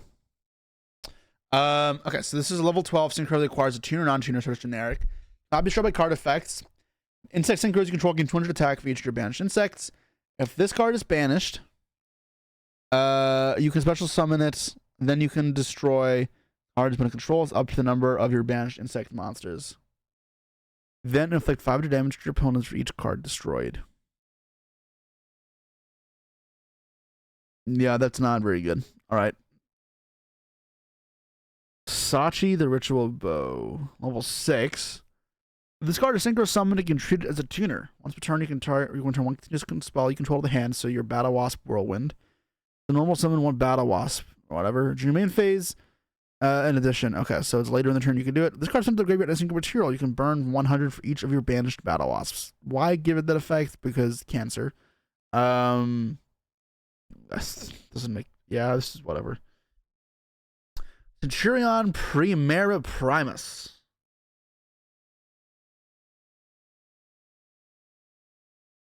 Okay, so this one's level 8, which is something we haven't had before. This is a Synchro Tuner. Interesting. This card, this special summon card cannot be destroyed by battle, unless it was special summoned from the extra deck. Okay, so if you revive it with Phalanx, that's immune. If this card is synchro summoned, you can add 1 emblemic card from your deck graveyard to the hand, and then destroy a card on both players' fields. Gotcha. So you can add Emblema Oath and pop itself plus their card. If a face-up Centurion card you control leaves the field when an opponent's card effect, you can special summon this card from your grave. That's not bad. Oh, and then it can't be killed by battle. Okay, so this can make that kind of sticky, so you get to live for follow-up. Oh, it's generic. Oh, this card is really good then, actually.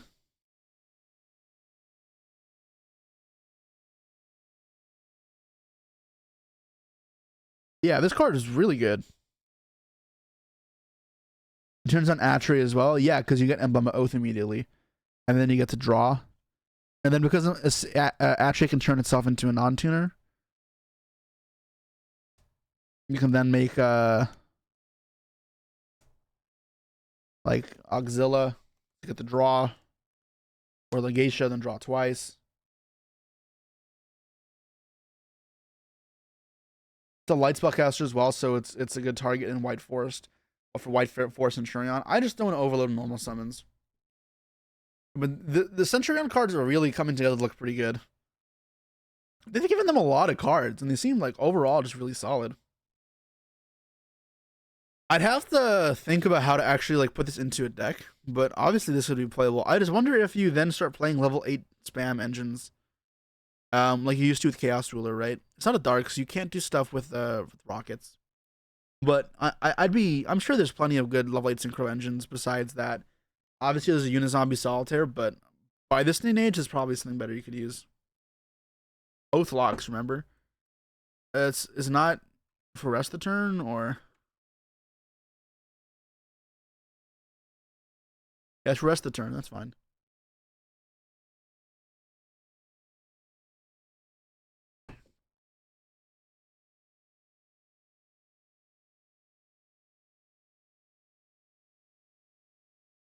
Bridging innocent Sharon cards from other engines is easy.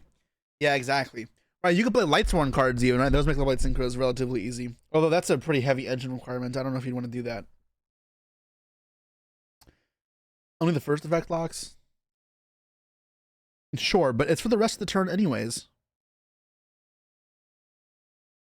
That's whatever. Okay. Very, very strong setup. Legendary Glacia 6 Samurai Shien. If this card is synchro summoned, you can add 1/6 Samurai or Shien effect monster for deck or graveyard to your hand. Once per turn, your opponent activates a monster effect. You can activation. If you destroy it, if you destroy it, you can destroy another monster instead. So it's just Shien, but 6 infant monster effects, and then this one adds 1 on summon as well. I mean, I guess the setup here is you make both Shiens, and that's not bad. So this is fine, but I don't want to talk about 6 Samurais. I don't know why, I just don't like them. Klesha Enishi. It's generic level 6 synchro. If this card synchro summon, you can banish your number 6 Samurais from your graveyard. Check that managing monster point control. Turn the hand. I don't. Whatever. The negate is not auto once per turn. I mean, it's the same as the other one, right? Shark Drake Leviathan. 4 level 5 monsters. Oh, it's a C32 shark. Okay, never mind. That makes more sense. You can XC summon this card by discarding a spell and using a ring for... Okay. Okay, sure. Once per turn, quick effect, detach a material from this card and then target 1 effect monster your opponent controls. Negate it, make it 0/0. And this card can make a second attack during each battle phase. Also, if it attacks a defensive monster, just piercing. This is super average. Whatever. Bahamut Toad is so unmatched in terms of power. Lay Virtue Dragon. It's a rank 3. This card is special summoning at 1 Virtue Stream from your deck to your hand. I don't know what that is. We'll figure it out in a second, I guess. Detach a material from a monster you control. Then add a fish, sea summon or aqua from your graveyard to your hand, or target 2 X seeds in the field. Detach 1 material from one of them and attach it to the other as material. Okay, so you just add back any random fish.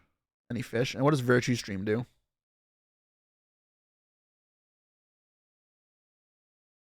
Sorry, 1 fish, sea summon or aqua you control on 2 cards, opponent controls, destroy them. Oh, it's Icarus attack. Okay. Banish this card from your grave, target a face-up monster in the field. If it's a water monster. Okay. I mean, this card is great. Just because this is a searchable Icarus attack. It's like Chi-Shao. That's always a good thing. This is very good. I'm not sure we would use this. But so what's important to note is this is actually just generic. So this could just be a thing that any rank 3 deck can play, right? Search an Icarus attack.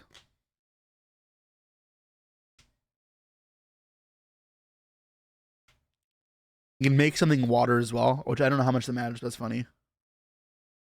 Because like if their thing requires attributes, you can use it. Like if they go, oh my god, imagine that like you use this, blow up their field, and then their follow-up is to go summon Closed Sky. And you go, effect, Banishing Grave, target a monster in the field. And if it's not a water, it becomes water. So you make it a water monster, and they can't turn it into Requiem. And then they just explode.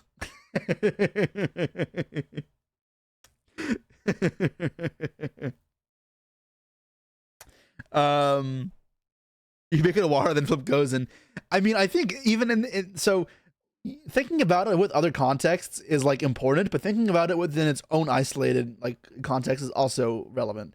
And like if you're just playing this in a deck that summons rank 3s, this is like solid layer interruption, and Pop 2 was really good, right? So I think this is actually really cool. I'm a big fan of this.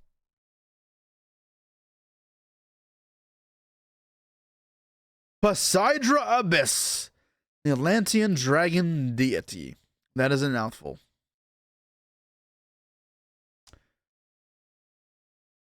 Three level 7s. Not a good sign. Once per turn, you can exceed summon Poseidra by using one Atlantean or Mermaid XCD control. Okay, sure. So just on top of your yugioh. Once per turn, you can attach 2 materials from this card and send 1 monster from your hand back to the graveyard as a cost. Okay. Return up to 3 cards, put controls to the hand. If this exceeds summon card is sent to the graveyard, you can discard 1 card to the grave, summon 3. Level 3 lower fish, see summon aquas from your hand to grave. So this is not a quick effect, which I think is kind of lame. Not hard once per turn. Yeah, but you can only summon it once per turn, so I don't know what you plan on doing with that.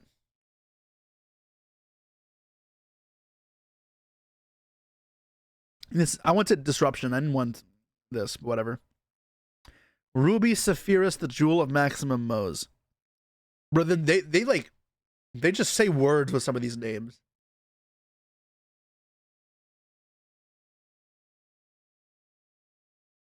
Two plus level 9 monsters. Oh god, anytime I see level 9s, I just have flashbacks towards True King of all calamities, and it hurts, you know. Like I just feel pain. You can just link it. Wait, what? Hold on. Did I just miss that part? It's not saved by your opponent's card? Wait, what? I just missed that. Okay, I misread this card. This card is better than I thought, but I wish it was better than that. Reference to the Mo hardness scale for minerals. Yeah, I imagine that's what it is, but still. Interesting. Anyways, let's go back to the Ruby Sapphire card. This card will be destroyed and attached from it instead. And this card gains the effects based on its materials. Fire.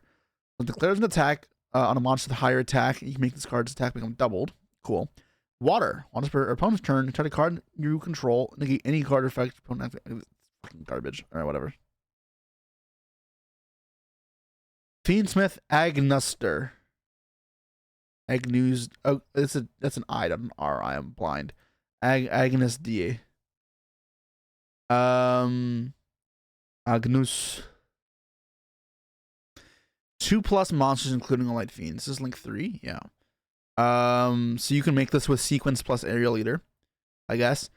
Once per turn, you can target one light non-link fiend in your grave, summon it, and equip it with this card. Equip monster gains tactical with link rating. Oh, so you can make Desiree and then summon back the Desiree. Sure. Is Desiree hard once per turn? Like, if you have IP Desiree plus Agnes, does that let you make Desiree multiple times, or is it hard once per turn? Let's take a look. Yeah, it is. Okay. Not very helpful. Who cares? Neptibus the Royal Mermail. Link 3. 2+ monsters, including a fish, sea serpent, or aqua. Your opponent cannot target water monsters to card points to with card effects. Neat. I always love cancer non-targetables. If a water monster is sent to the graveyard to activate a hard effect, you can take one Abyss equip spell and add your hand or equip it to this card. If this card is destroyed by opponent's card, you can take an Atlantean or Mermail from your deck to your hand. Whatever. It's fine. Unless there's new equip spells. The equip spells are whatever, though.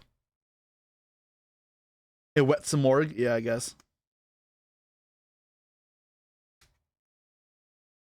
Flying Mary.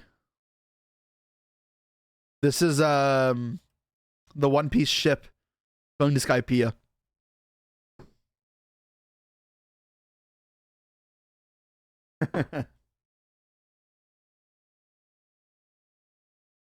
Alright, so this is a zombie link 2 with 0 attack. 2 zombies. Target level 5 or higher zombie in your grave or banishment. Place this card in your spell trap card zone as a continuous spell and summon the monster. When this card is a continuous spell, you can target level 5 or higher zombie you control. Destroy a monster controls equal lower attack. Huh. This card is very cool. I love zombies, bro. This is sick. It seems like a plunder card. Yeah, but it's not a plunder card. This is the plunder card that went to hell.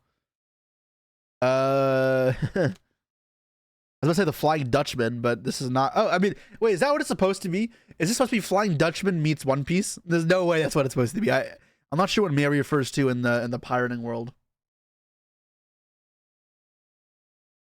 This is the wind ship. Water.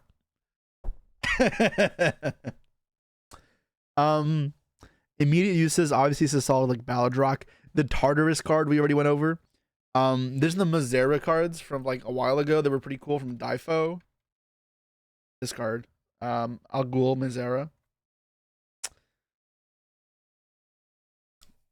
It's obviously won't make a huge difference in any like meta game, but this is another fun cube card, draft card, and like you'll play this in zombie decks. It's neat. The original tale of the Flying Dutchman is supposed to be a Phantom Ghost ship. Yeah, but this isn't the Flying Dutchman, right? It's Flying Mary. The Mary Celeste. Right. Okay. All right, next up, we got Surface Aquajet. Runs the spells. Usually the first batch of spells are all really unplayable, so let's take a look.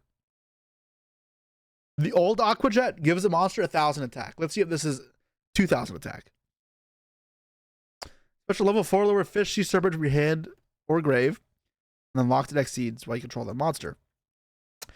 Okay, so it's like Monster Born, or it's like Surface, whatever. Oh my god, is it literally just Surface plus Aquajet? Your opponent controls attack with monster, banish from your grave, target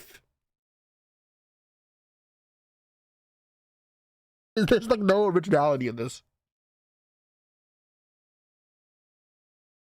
It's literally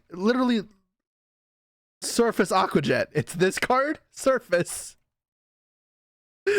Plus this card.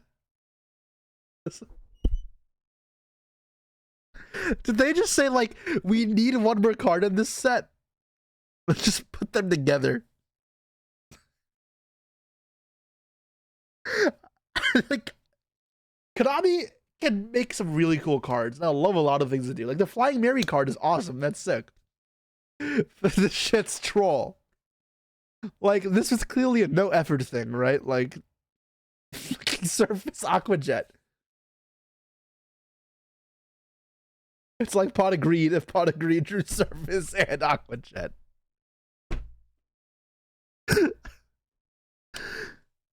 hey, at least this summons level 4 or lower, and Surface summons level 3 or lower, I think. Yeah. So it's slightly better. Yep, whoever suggested this in R&D gets erased. Oh my god. It works for Confi, Change of Heart, and Pot of Greed. If you mean Talents, then Talents isn't Confi, it's Forceful Sentry. But that's different. That is very different. That is a different card. Better than Pot of Greed confirmed. Yeah, sure, man. Whatever you need to tell yourself. I don't even want to talk about this anymore. Or Reincarnate Unveil Mail. It's an equip spell, never a good sign. It's treated as an Armored Exceed card. Okay, the Armored Exceed card is always terrible because they're way too easy to search, which means in order to balance them, they're always awful. An Exceed monster equipped with this card gains these effects. Cannot be shown by battle. Okay, who cares? Once per turn of this battle. Oh my god, why is it always battle phase effects? This card battle this turn, quick effect, return the equipped card to the hand, and then Exceed some of the water. Yeah, whatever, I don't care. Approaching Machine. Oh, okay, one of these. So add a monster that mentions Enhanced Metamorph or Metamorph Trap from deck or grave at your hand. If you control a Metamorph Trap, you can banish this card from your grave, then target an opponent's defense position monster. Change it to attack. Okay, so it's just erode it with a random bonus effect in the grave. So I talked about this when the cards first got announced, but I always thought it'd be kind of cool if for the Bandit Keith theme, it lets you add an Enhanced Metamorph or a Metamorph Trap from your side deck to your hand. So one, it would alleviate bricking. but it would be in theme of the Bandit Keith cheating. It would be legal cheating. Obviously, don't ban me for saying this shit, Konami. It's a joke. And also, it would be what the card does. But that'd be cool, right? It would be like an MTGS card. I know it's like Magic the Gathering already has shit like that, but like only making it for this theme as a unique thing for Bandit Keith, and you make it archetype required. Like obviously you can't add any card. You can only add Enhanced Metamorph, and that'd be cool because drawing Enhanced Metamorph is fucking garbage. So making it so that like you can play Enhanced Metamorphs and like have inside, I think is cool. It'd be cool, but we don't know if you want them to enter that design space. I think them having that design space is fine as long as they're like careful about it. World champion promotes legal cheating. Oh no, it's over. It's over for me, guys. I had one from my home bulk. I can assure you there's nothing good in my home bulk. It's all garbage. Let's pull out a pile of cards.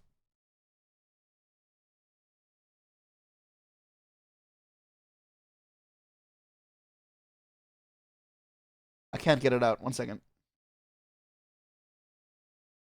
I'm about to be tripped. All right. Let's see what we got in our bulk here. We got giant hands. This is all giant hands. Got like a bunch of giant hands. This card used to be worth something, not anymore though. Trifaveritum, Zombie Reborn, Zexal bullshit, Icebound thing, garbage, Appliancers. Who wants Appliancer cards?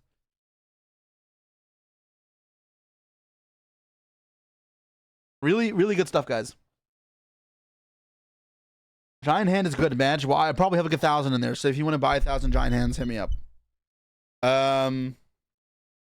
Anyways, let's press forward. Where were we? Armament Swarm. Not more insect cards.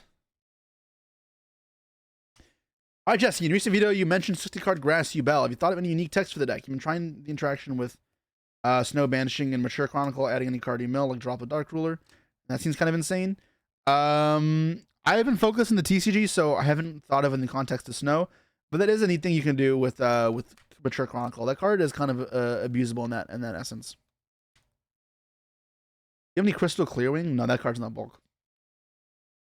All right, special insect with 1,000 lesser attack from your hand or wait, what? Oh, then special send it to the grave. But still, this is crazy, right? Because you just get Resonance Insect, right? Or Goki Pole. And you're locked into insects. That makes sense, obviously. If a face-up insect you control for battle card effects, this card's in your grave. Banish it, add a Summoning Swarm from your deck. This card is ridiculous, right? Because like it gets you into the best card in your engine. The shop name is Pro Potato Cards, but nothing's really up right now. It's Pro Potato and TCG player, but I only have CL product. This is Grief, isn't it? Yeah, but Grief for a type instead of an archetype. Like Grief only has like 4 targets. This has like 400. Target level 4 lower battle wasps to your grave. Target level 4 lower battle wasps monster with control, summon them. And then you're locked in insects. I mean, this is fine. A lot of hard ones per turn. Is it not? What are you talking about? Oh, you're talking about no, I think he's talking about Resonance Insect not being a once per turn. So you Resonance Insect, and then you get the level 6 one that searches the Battle Wasp Whirlwind. Okay, this is they need an end board piece, but they have the makings of a playable deck. Okay, so that's the Battle Wasp we looked at. Sacred Azamina. So this is the good card, yeah. So reveal an Azamina in your extra deck and send 1 Sinful Spoil for every 4 levels. So if it's level 6, you only send 1. An important distinction that for some reason fucks and make these cards broken. So send Sinful Spoils from your hand and field to the grave. If they're set, reveal them and then summon it. And shoot as a fusion summon. And this card's in your grave. You target Azamina control in your grave, shuffle it into the deck, and add this card to your hand. You only use this once per turn. And that means you can use this card twice in 1 turn. And this is why you get to fusion summon twice. So the first one will search original, and then the next one will summon or you get the negate and you get the original. You get both. I think it's negate first, then the original. What is it? Reveal. So what is it? The graveyard effect again?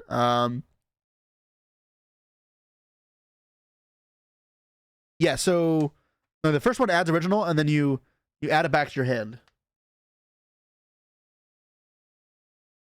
And then there's some other ones. One of them's not playable, right? There's only one that you play. Is it this one? No, it's not this one, right? What does this one do? During the mid phase, reveal an Azamina fusion your extra deck and send one single spell. Okay, it's the same fusion summoning, but it's a quick play spell. And then during the mid phase, banish from the grave, target Azamina in your grave and summon it. I mean, this card is obviously like a fine card, but it's just worse because it only lets you fusion summon twice, or once when the other one summons twice. And this is the good one because this is a sinful spell cards as well, which is fucking stupid. Continuous spell, tribute a monster in your hand or field, add an Azamina from next to your hand.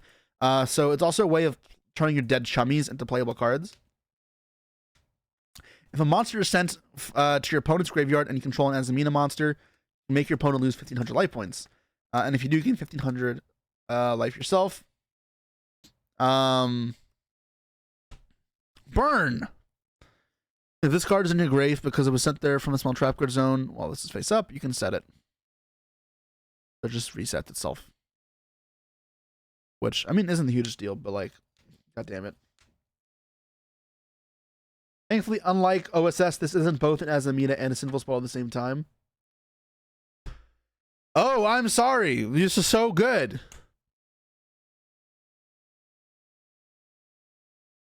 Like, I don't know, man. I'm sick of this shit. The Fiend of the White Forest. I haven't read this card, I think. Tribute to Synchro, try to face up card in the field, negates effects. If you target spells, okay. And then we tribute to White Forest, special 1 illusion monster from your grave. If this card is into the graveyard after the monster effect, you can set this card. Do you really want more White Forest cards in your deck, though? I feel like the trap is good enough, right? You don't really need more. Whatever. Maybe in some formats you need this. This is bellable. I think you need to not if they don't tribute to White Forest. Okay, Goblin Biker Grand Imprisonment. Okay, so this is a card we already looked at. We'll read it again. Then this card is really cool. I almost want to just try Goblin Engines in a bunch of different decks because of this card. Like, you play Terratops and this card, and like the Goblin cards are so flexible that I feel like you could probably make it work. Although obviously right now there's just like so many broken engines that it's kind of ridiculous. But yeah, so it's a tribute a monster special 1 Goblin from your deck. Cannot attack this turn. And when a monster declares an attack, you can banish this from your grave, attach any number of materials from a goblin, and then they lose attack, which is not nothing, right? Like, that does kind of matter a bit. This is Memento support. It is somewhat, like, yeah, Memento Goblin is nice. Goblin Zombies are cool, right? Yeah, so this is very good in zombie decks as well. Goblin Zombies obviously fantastic to search off this, as well as if you dodge cards like Effect Veil and Impermanence on your Gozuki type effects. Very, very happy with this card. Like, it's just like a Swallow's Nest for goblins. Swallow's Nest. Like, are there any cards like Swallow's Nest? But these are like some of my favorite things. You could use them in like unique situations to dodge targeting effects. Like you dodge Imperm, dodge SP, dodge Rage, and then also do something else at the same time. You can use them in normal context, like not dodging anything. And they're like, yeah, I don't know. I like these cards a lot. I love when they print cards like this. Primordial Imperialate. Okay, so I didn't want to read these a little more thoroughly, the Primordial cards, because as I said, I wanted to build a Primordial deck. Okay, so this is a continuous spell. Normal monsters and primordials you control gain 300 attack for each normal monster in your graveyard with different names. So in my Another Verse deck, I'll have 900 bonus. Rika support. How is this Rika support? Oh, with Lokai. Okay. You can always use the following effects of Primordial Imperial Load once per turn. When this card is activated, you can add 1 Primordial card from your deck to your hand. Except Primordial Load. Sure. You can declare 1 normal monster's card name, special summon 1 normal monster with that name from your hand, deck, or graveyard, and you cannot activate special summon monster's effect for the rest of the turn. Okay, so yeah, I'll just call my Another Verse Solaria, or Another Verse Glutonia. God, I'm gonna have so much fun with this expensive ass deck.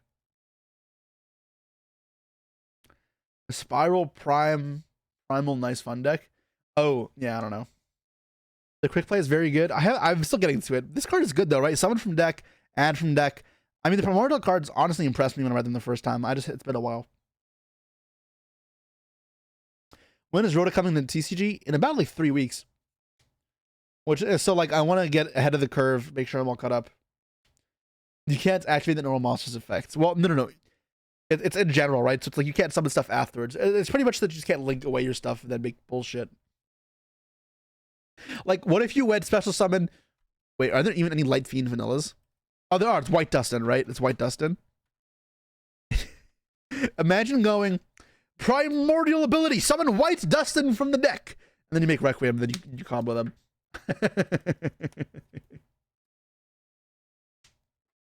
Is this the most expensive deck someone has ever brought to a tournament? Would be a fun video. It'll be some bullshit clickbait title. Don't worry, guys. It will be. You can do it with the quick play. All right, we'll look at it.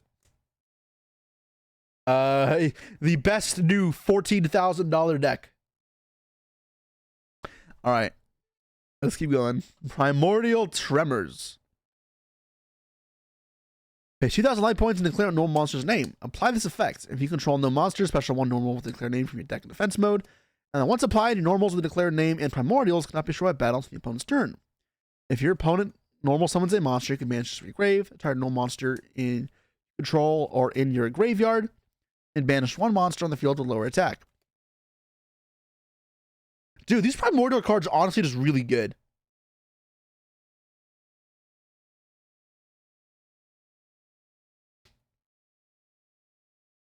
This summons Lokai.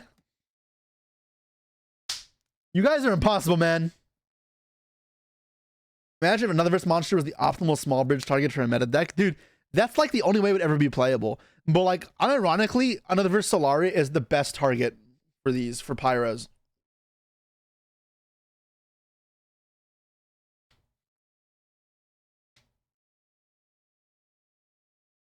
It is really funny. This card is good, though. Holy shit. Okay, what's the next one? I'm excited to play this deck now. Primordial Schiller. Reveal one normal monster or primordial card in your hand except Primordial Schiller. And try to face-up card in the field. If you control a normal monster, level 5 or higher primordial monster, the token, you don't have to reveal a card. Okay. Negate its effects, and if you do, banish it. Huh. So just negate and banish. That's pretty good. During main phase, if you control a primordial monster, you can set this card field to the grave. Dude, these cards are insane. These cards are low-key kind of insane.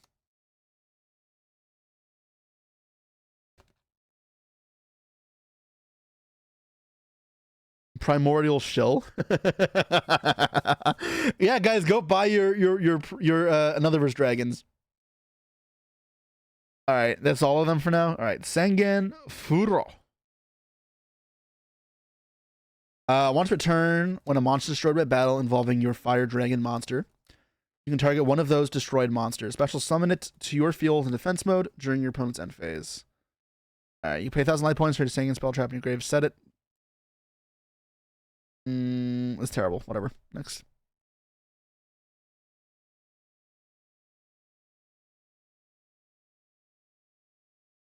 You really likely to design these cards without a normal monster for the archetype, so it's up to you to figure out how to use them. I think that is cool, but I mean, it's obviously like Blue Eyes support. All right, so this is the new equip spell, right? So how good is it? I don't remember. Special summon an lantern from your hand to graveyard and equip it with this card. Equip monster be sure a battle card effect and send this card to the grave instead. You can manage this card from your graveyard to target with 3 fish or aquas in your grave or banishment. Shuffle them into the deck. I don't know how good this is. I don't know if Megalo, I guess, since an extender. That lets you recycle 3, I guess. And maybe it's one of because you can search it. And then it's like some follow-up.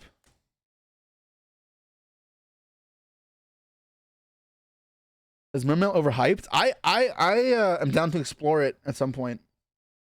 But I have no idea if it's overhyped. I don't know how hyped it even is. All right, we're getting there, guys. Almost done. 6 strike, double assault. All right, this is the summon or the spell you play. Upon these effects, if you control 2 or more 6 SAMs, apply both. Special 6 SAM from your grave or hand, or change a monster your opponent controls to face down. So it's Book of Moon. Your main phase, banish this card from your grave, charge 6 SAM in your grave at your hand. Good card, very good card, obviously, but yeah, whatever. Final Bringer's Bellow. Target a monster you control and your opponent controls, destroy them. Oh, they finally printed a card like this. I've been wanting a card for this to come out for a long time. It's obviously not like broken, but like it's neat. Lets you, again, it's another card that dodges targeting effects, as well as lets you play through field sometimes. But it's not dead if you go first with this card. Obviously good like draft and low power sealed type format drafts, or like formats, which is fantastic. Because it's a card that is pretty much it trades like for the cost of some value because it's a -1. You get flexibility, and you push through stuff very well, and that's like that's really cool. I like when they make cards like this. So whether it'll be meta or not, it probably won't be. There's always a world where this card is playable in side decks for some strategies, or even just as a way to push through stuff. But I think the card is super neat. Unchained, yeah. Pop Abraham to dodge, exactly, yeah. Like Realm, Eulogy, but much better. Yep. Gemini Spike at home. Yep. I think this card is cool. I'm a fan. I'm a big fan.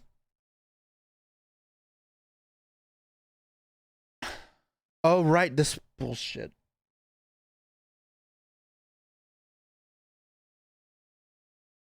Why did they decide that? I don't get why they wanted to make more of this. For the rest of this duel, apply the following effects. Your opponent could you could activate launch effects in the heads. You can make 2 attacks. They deal double damage. You can mention a grave, add a Morganite from your deck to your hand, then place 1 card. Like, it just searches time tearing Morganite, right? And then you just get to attack a lot. I don't even know if this is good, but I just don't want to think. They don't need to make more cards for this type of deck. Turmoil of Sea and Flames. This is going to be a Mermail card. Apply one of these effects. Discard 1 water monster to the graveyard, and then try to face up monster from controls. Destroy it. Destroy a fire in your hand, and then draw 1. Okay. If only your opponent controls a monster, you can manage to the grave. A level 7 or 8 of fire in your grave and summon it. Whatever. Token Alliance. This is cute. White Dustin with a scapegoat token. I love it. Contribute any number of tokens. Then target 1 monster you control with 0 attack. Until the end of the turn, it gains 1,000 attack for each distributed. Also can make that many attacks on monsters during each battle phase. I mean, this is terrible, but it's funny. At the end of your opponent's battle phase, special alliance tokens of the number of tokens destroyed during this battle phase. Whatever. Cute, but who cares? Exceed Poseidon, not Poseidon, Poseidon Splash. Okay, if you control an Exceed that has an Exceed as material, you can attach a monster or declare 1 monster attribute on the field. Destroy all monsters with that attribute that are not equipped in the equip spell. You can manage this card from your grave and detach 1 Exceed from material control. Special a fish used when Alka from your graveyard to either field. To either field. That sounds dangerous, but otherwise terrible.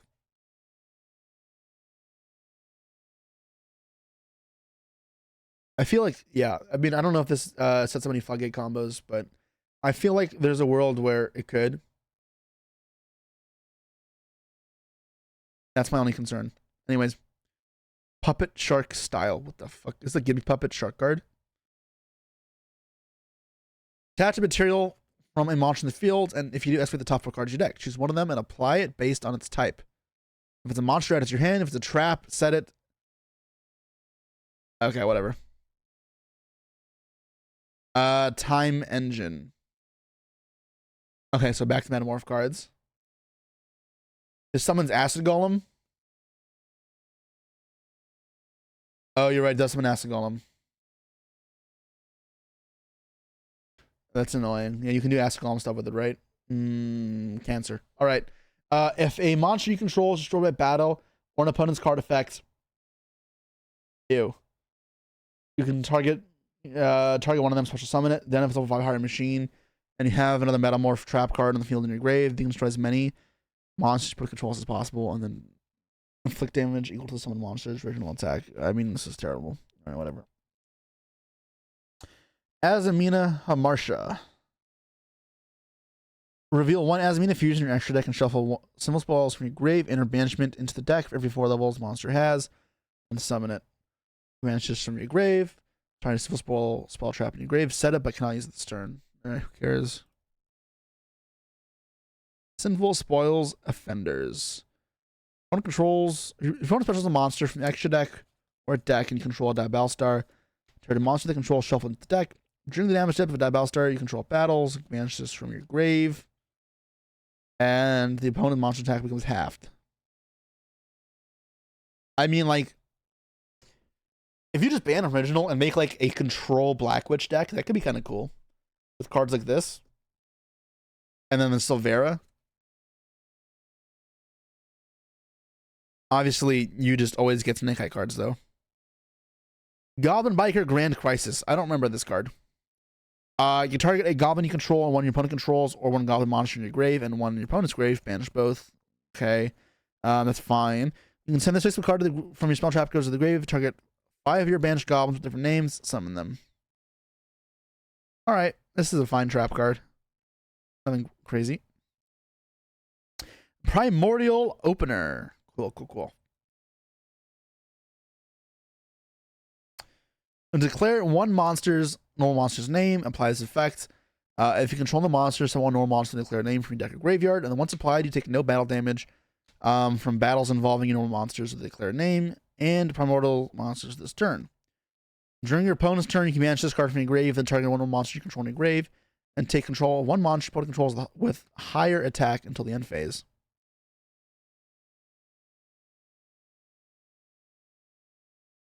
Okay, so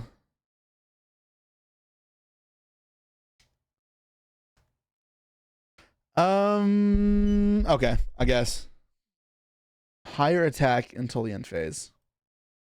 You know this is good. Whatever.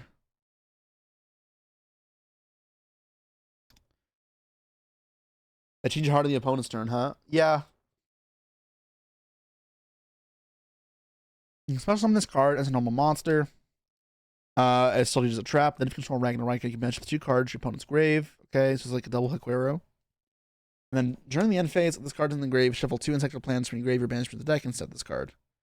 Sure, I don't. Yeah, it's a trap. I don't know, man. Valmonica Hereditare. I don't know Valmonica cards, so I don't know what I can do with this.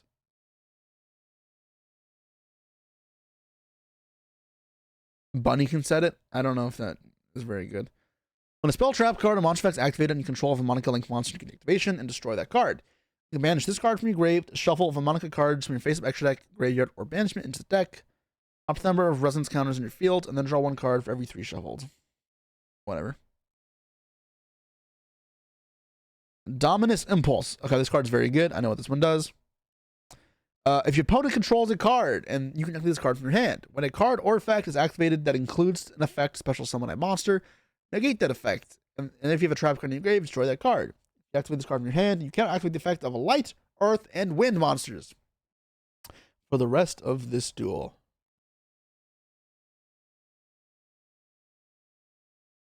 Will this be a staple? If your deck can play it, this card is a staple for sure.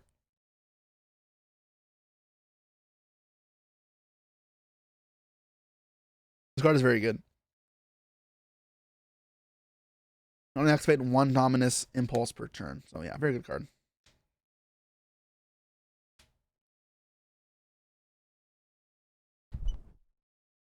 It's a staple in Lab. I think most decks that can use this will use this.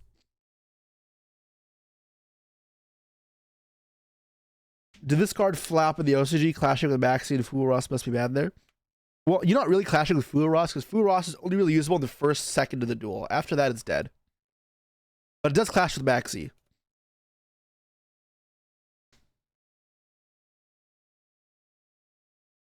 Staple in Tenpai? Yeah, for sure. Slapdash Summer Schoolwork Success. What the fuck is this? Continuous trap. Activate this card, placing 5 success counters on it. The monster is summoned from the extra deck and or a card sent from the deck to the graveyard by a spell or trap effect. Remove 1 success counter from this card. If there are no success counters, destroy it. If you do get 4,000, and set one other schoolwork success trap from your deck or graveyard. Then if you have one less card in your deck, you win the duel. What?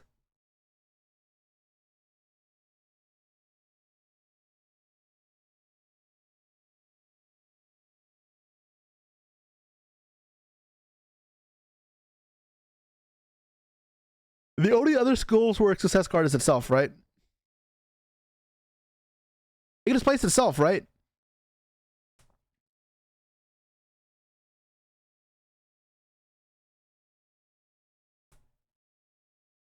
All right. So the gimmick is you deck yourself out.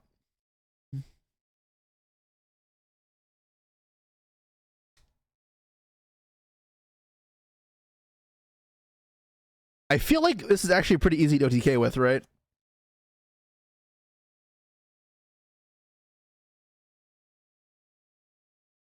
Like, this is not like, okay, this isn't going to be good because hand traps will shit on this. But, like, I feel like surely you can get this into play pretty easily with, like, Makiura.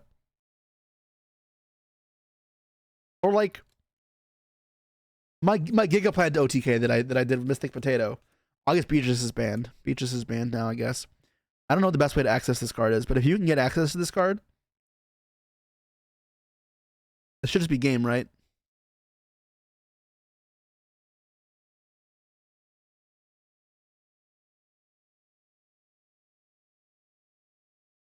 This is terrible. All right.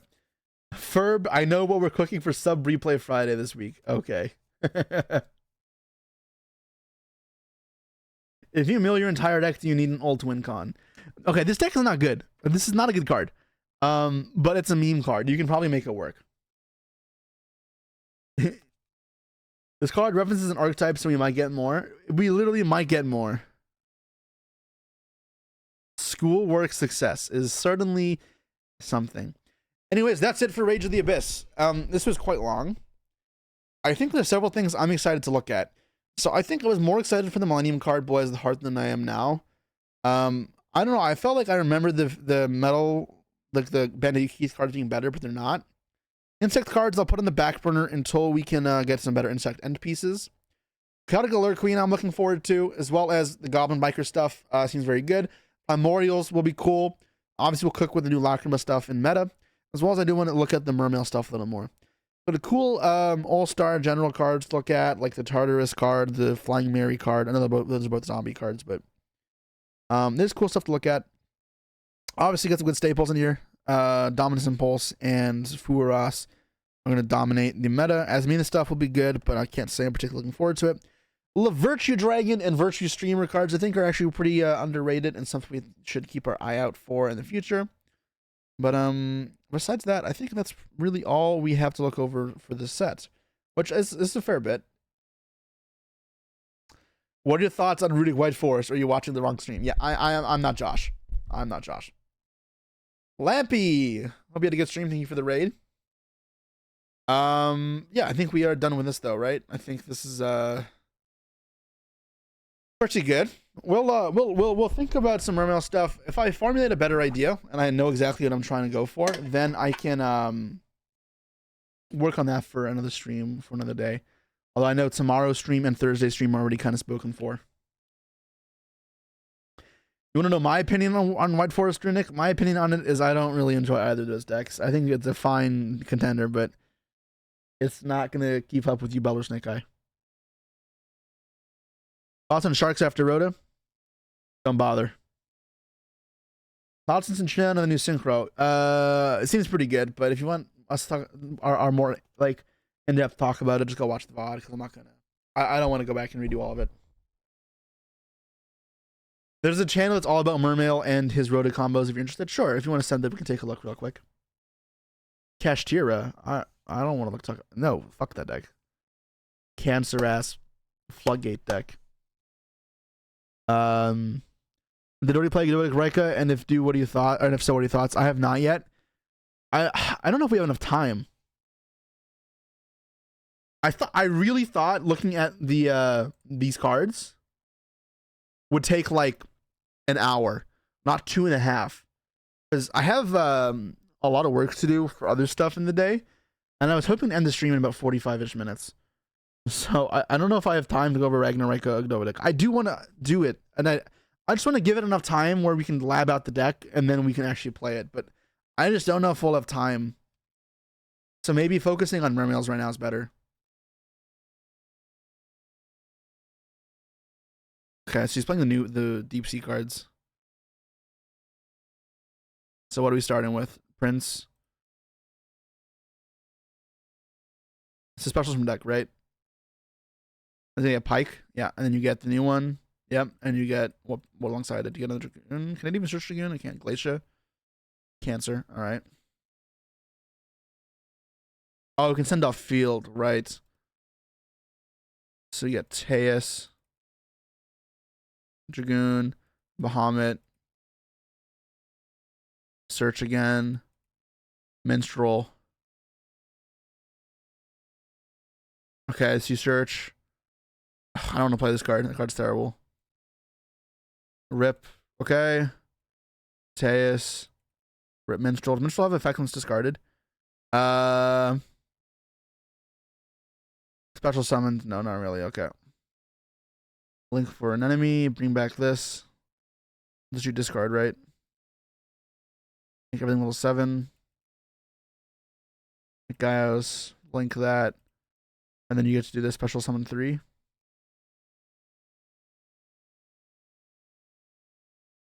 I don't think this card is very good. Add Trevania. Ice Jade Adrienne. Revive. Bahamut once per turn. Are you ever supposed to make multiple Bahamut Toads? A Virtue Stream. Yeah, that's what he does, right? There's multiple Bahamut Toads.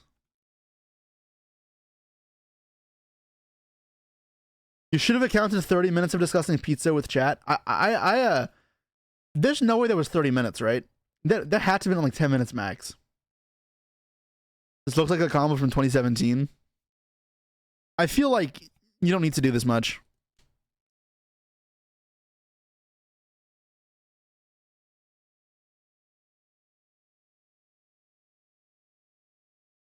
Yeah, I don't know. It was 10 minutes max, yeah. I mean, that's what I expected, right? They hand rip 3 and make 3 toads. You don't need to do that though. I feel like just making like 2 toads, hand rip 2 is enough.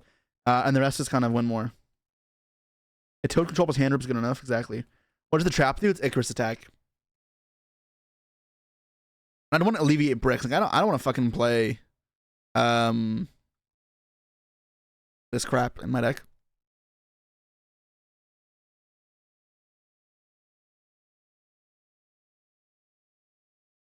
So I don't know.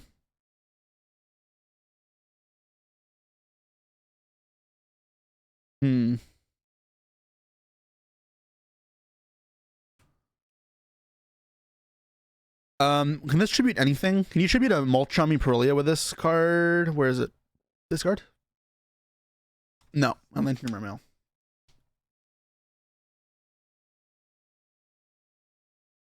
The fish dude seems unnecessary, where 1 toad plus Icarus attack seems enough. I feel like you could very easily just go for double Bahamut instead of double toad, and then call it a day.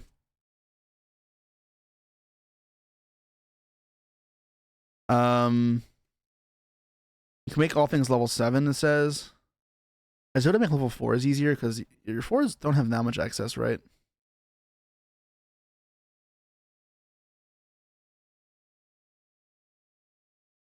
I have to think about the best ways of making this work. Like I'd want to look at this myself, right? Because sometimes people play very unoptimized combos.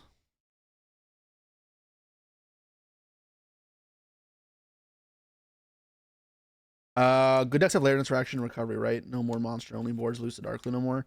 I mean, if you get Darklu no more, they can't deal damage. This adds back 2 cards, and you're still hand ripping 2. So that's not that big of a deal, right? If they Darklu to me, I'm like, you have 3 cards left, and I'll have 2 more adding back.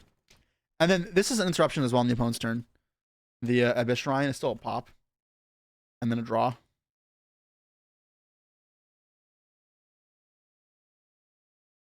Credits for this is from a spreadsheet I found in the Mermail Discord. Dude, I don't want to join an archetype Discord. Every time I join an archetype Discord, okay, I've done it twice, but every time I've joined an archetype Discord, it's just people who are super stubborn and arrogant, and they just don't want to accept the possibility they could be wrong, or that their win more combo is just, well, we'll win more. And then, like, there's people talking shit. And even when they're talking to, like, Pack, which is crazy, like, I don't talk in them because, like, I don't really want to. But I remember the Unchained one. Pack, me and Pack joined. And then Pack, for some reason, started talking in there. And it was just, like, constantly getting shit on. And it was, you tour guide his ass. Like, what are you talking about, tour guide his ass? Like, it's valid. Change Shavara! Julio Valise. Oh, what's good, Julio? Congrats on top 8 at Worlds. So I know how it feels to lose there, though, so I'm also at the same time sorry, because I know it sucks.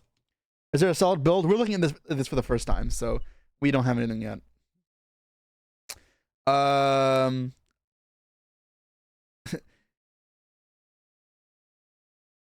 TGU change Shavar gives you nightmares. I've done it so many times. It sounds hilarious. I personally don't care enough to engage in it, so I just don't bother. But like, like, listen, it's important to understand where to start with things, right? Like, starting from scratch is so much harder than someone starting giving you a base and then optimizing it, because that's a lot of what I'll do, is optimizing somebody else's kind of stuff. Check this one card Mermail combos. Also, I noticed. What's up? I'm back. Did you miss me? I noticed I lost like 100 viewers when I said I hate the archetype Discords. Did I have that many of those people watching right now? Okay, so Shire Yu-Gi-Oh! I'll credit where it's due. Make sure you guys check it out. The link's in chat already. Let's give this a quick watch. This is post-rotor, right? Otherwise, I'm not gonna look at this. It is, okay. Speed it up.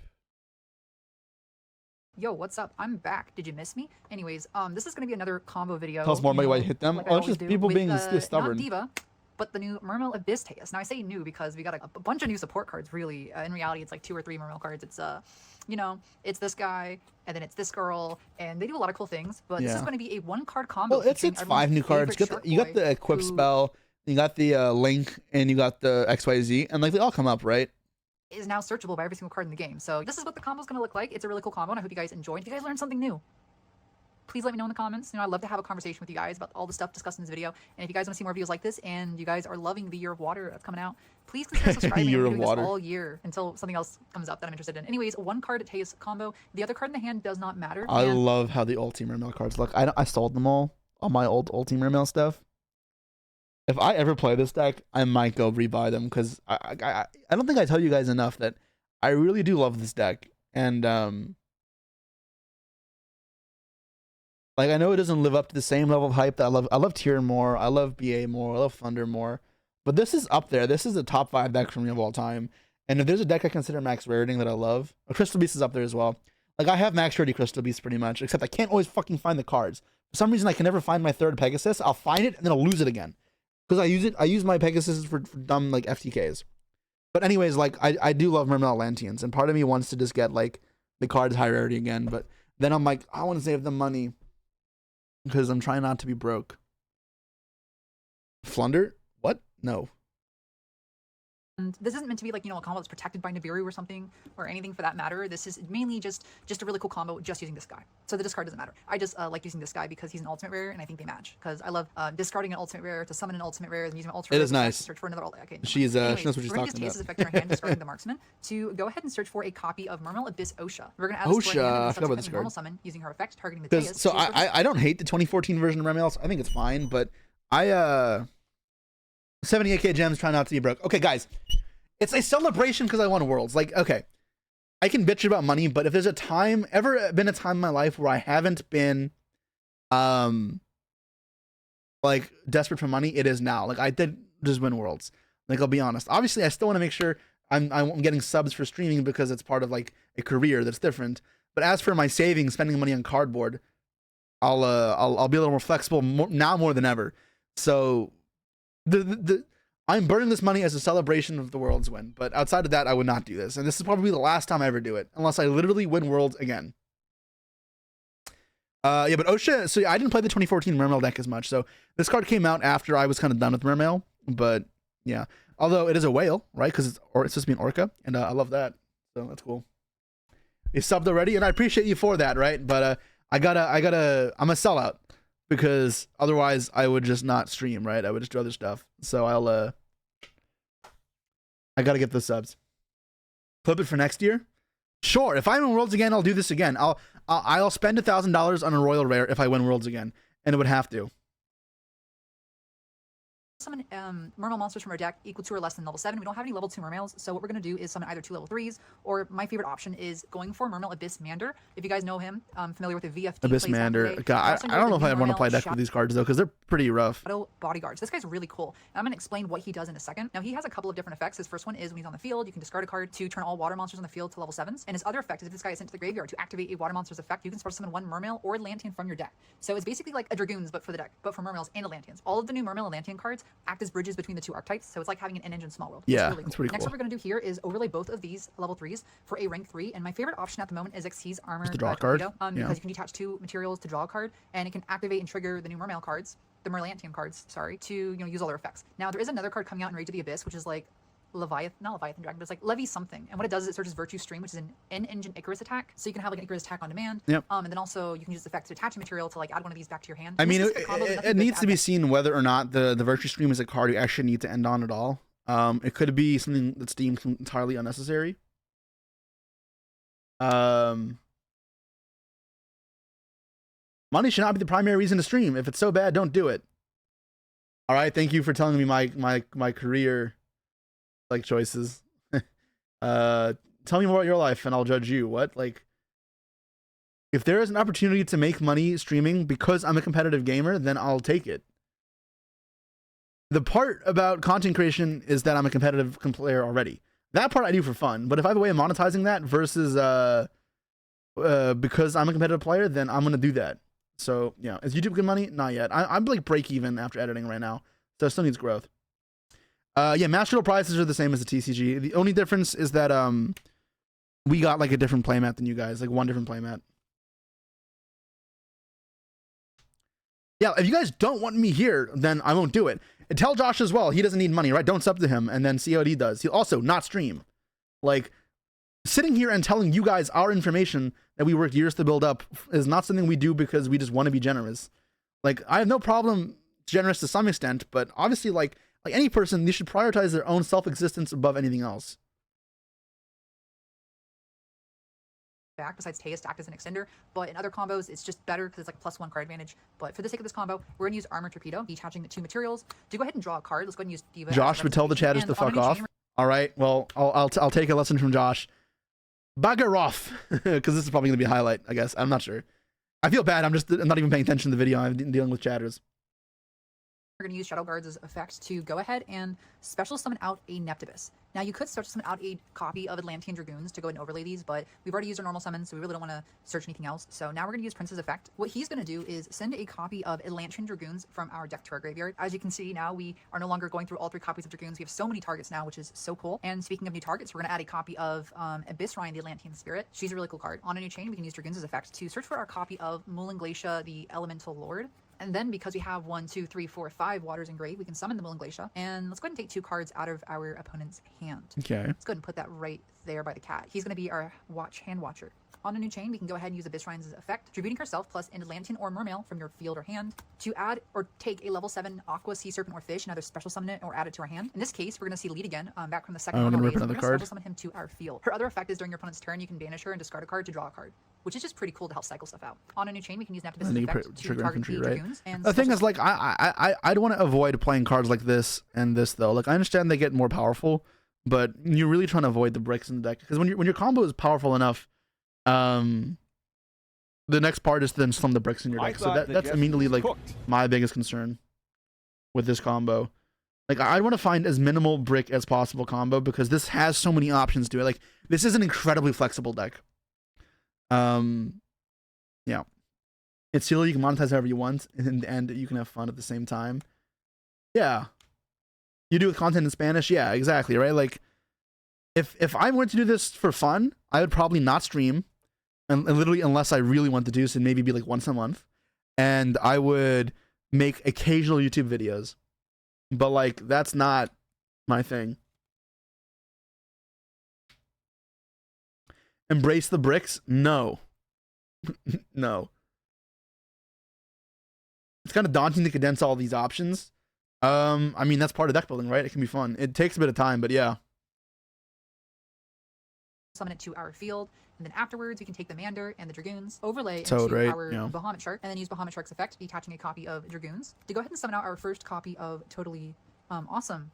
It's going to put this to this zone right there. And Isn't it Totally on Awesome? any chain, we can use Dragoons' effect, and the cards you add here doesn't really matter. If you wanted to get like a second copy of Infantry into circulation, you can. You can go for Artisan if you have other extenders. You can go for Minstrel to get the tuner if you want to like drop a Trish later in the turn. Honestly, this is like the one flex spot in this combo, so let's just go ahead and add Minstrel. It doesn't really matter here. It just opens up the possibilities. Should you want to drop a Trishula as well to take a fourth card out of your opponent's Is Minstrel even good? I feel like I don't know if I'd even want to play Minstrel, because you need to make space for a non-engine, and I'm a proponent of typically I like obviously looking at your opponent's hands is fantastic, but I like to power through my opponent's field with engine. I mean, I think you can side Minstrel pretty comfortably, but I just wonder if it's even worth the spot going second.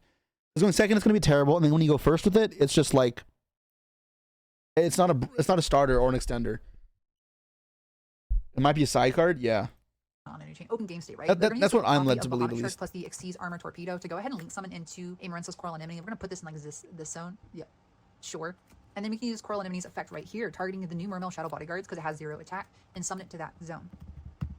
Next, we can go ahead and use Shadow Bodyguards' effect, discarding a card to turn all waters on the field to level 7s. So Glacier became a level 7. Now what we're going to do is use Abyss Lead's effect, tributing a face-up attack position Mermail, by the way, these are both the Mermails and Atlanteans, to take another card out of our opponent's hand, making their hand size 2 cards. Now what we can do is go ahead and overlay the Mullen Glacier plus the Abyss Lead, and because you overlay into Xyz Summon, it's like this weird limbo state. Mullen Glacier no longer takes away your battle phase. Yep. That's pretty cool. And next we're going to do is overlay into the new Poseidra Abyss. Oh, do you make the Trishula Atlantean off of R&D, this? using an existing Mermail Are any of them Xyz tuners? monster. This guy's got a couple of effects. You know, going second, he nukes boards and sends waters from deck to graveyard. And during your turn, if this guy who is properly Xyz summoned is sent to the graveyard, which we're going to link summon the new guy, what he does is you can discard a card to target 3 level 3 or lower fish, sea serpent aquas in your graveyard and special summon them. So for example, what you could do is so you need the Minstrel as a tuner to make Trish. Go for a Trishula to take a 4th card out of your opponent's hand in the graveyard. But what I like to do actually is go ahead and summon all 3 level 3 Mermails that you have in your graveyard. This is going to be Osha, Bodyguard, and Abyss Rhine, the Atlantean Spirit. And then on a new chain, you can use the Neptibus Mermail effect, which is when you use a water monster's effect to send a water monster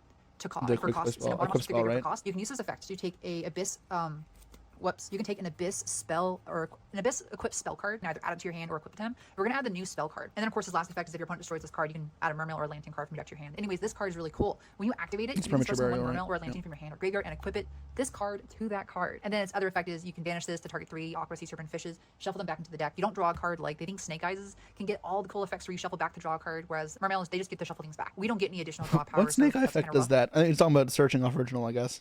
But that's okay, because we're going to use this card right now to go ahead and target our 1 copy of Atlantean Dragoons in circulation and summon it to our zone right there, equipping it. Where does this go? I'm confused, right? Because this is 3/3/3/4.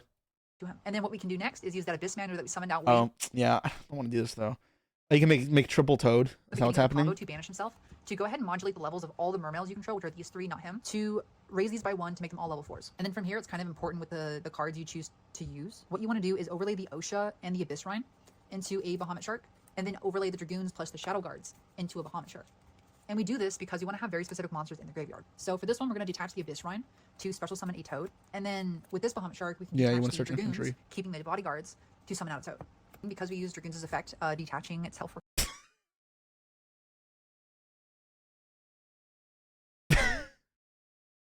Hand rip 3 triple Toad.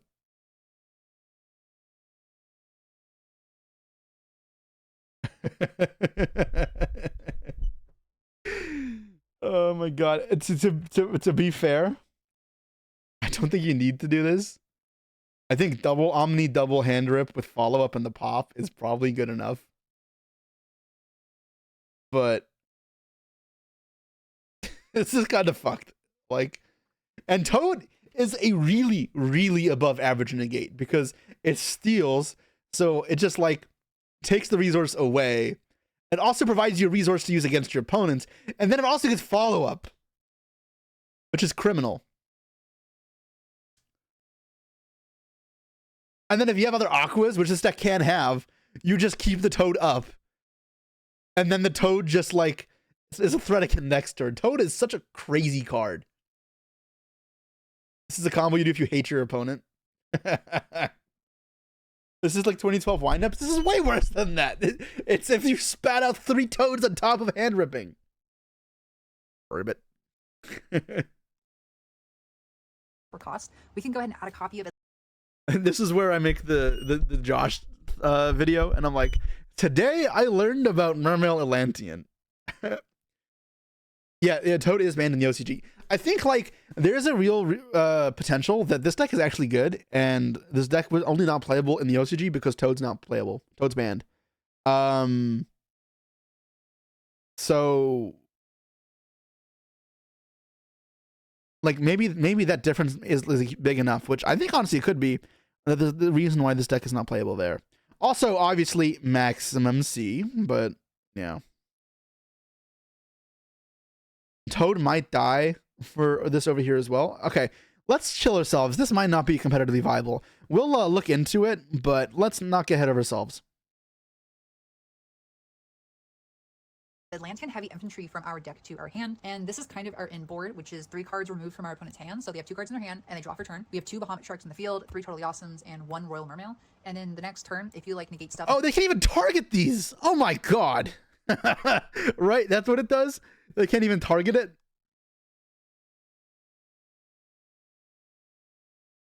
Oh my god. Why?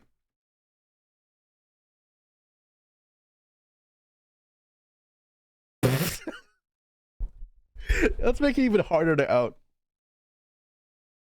Dark Ruler plus starter. Yeah, but the problem with Dark Ruler is you can't kill them. And when you follow up, add 3 cards.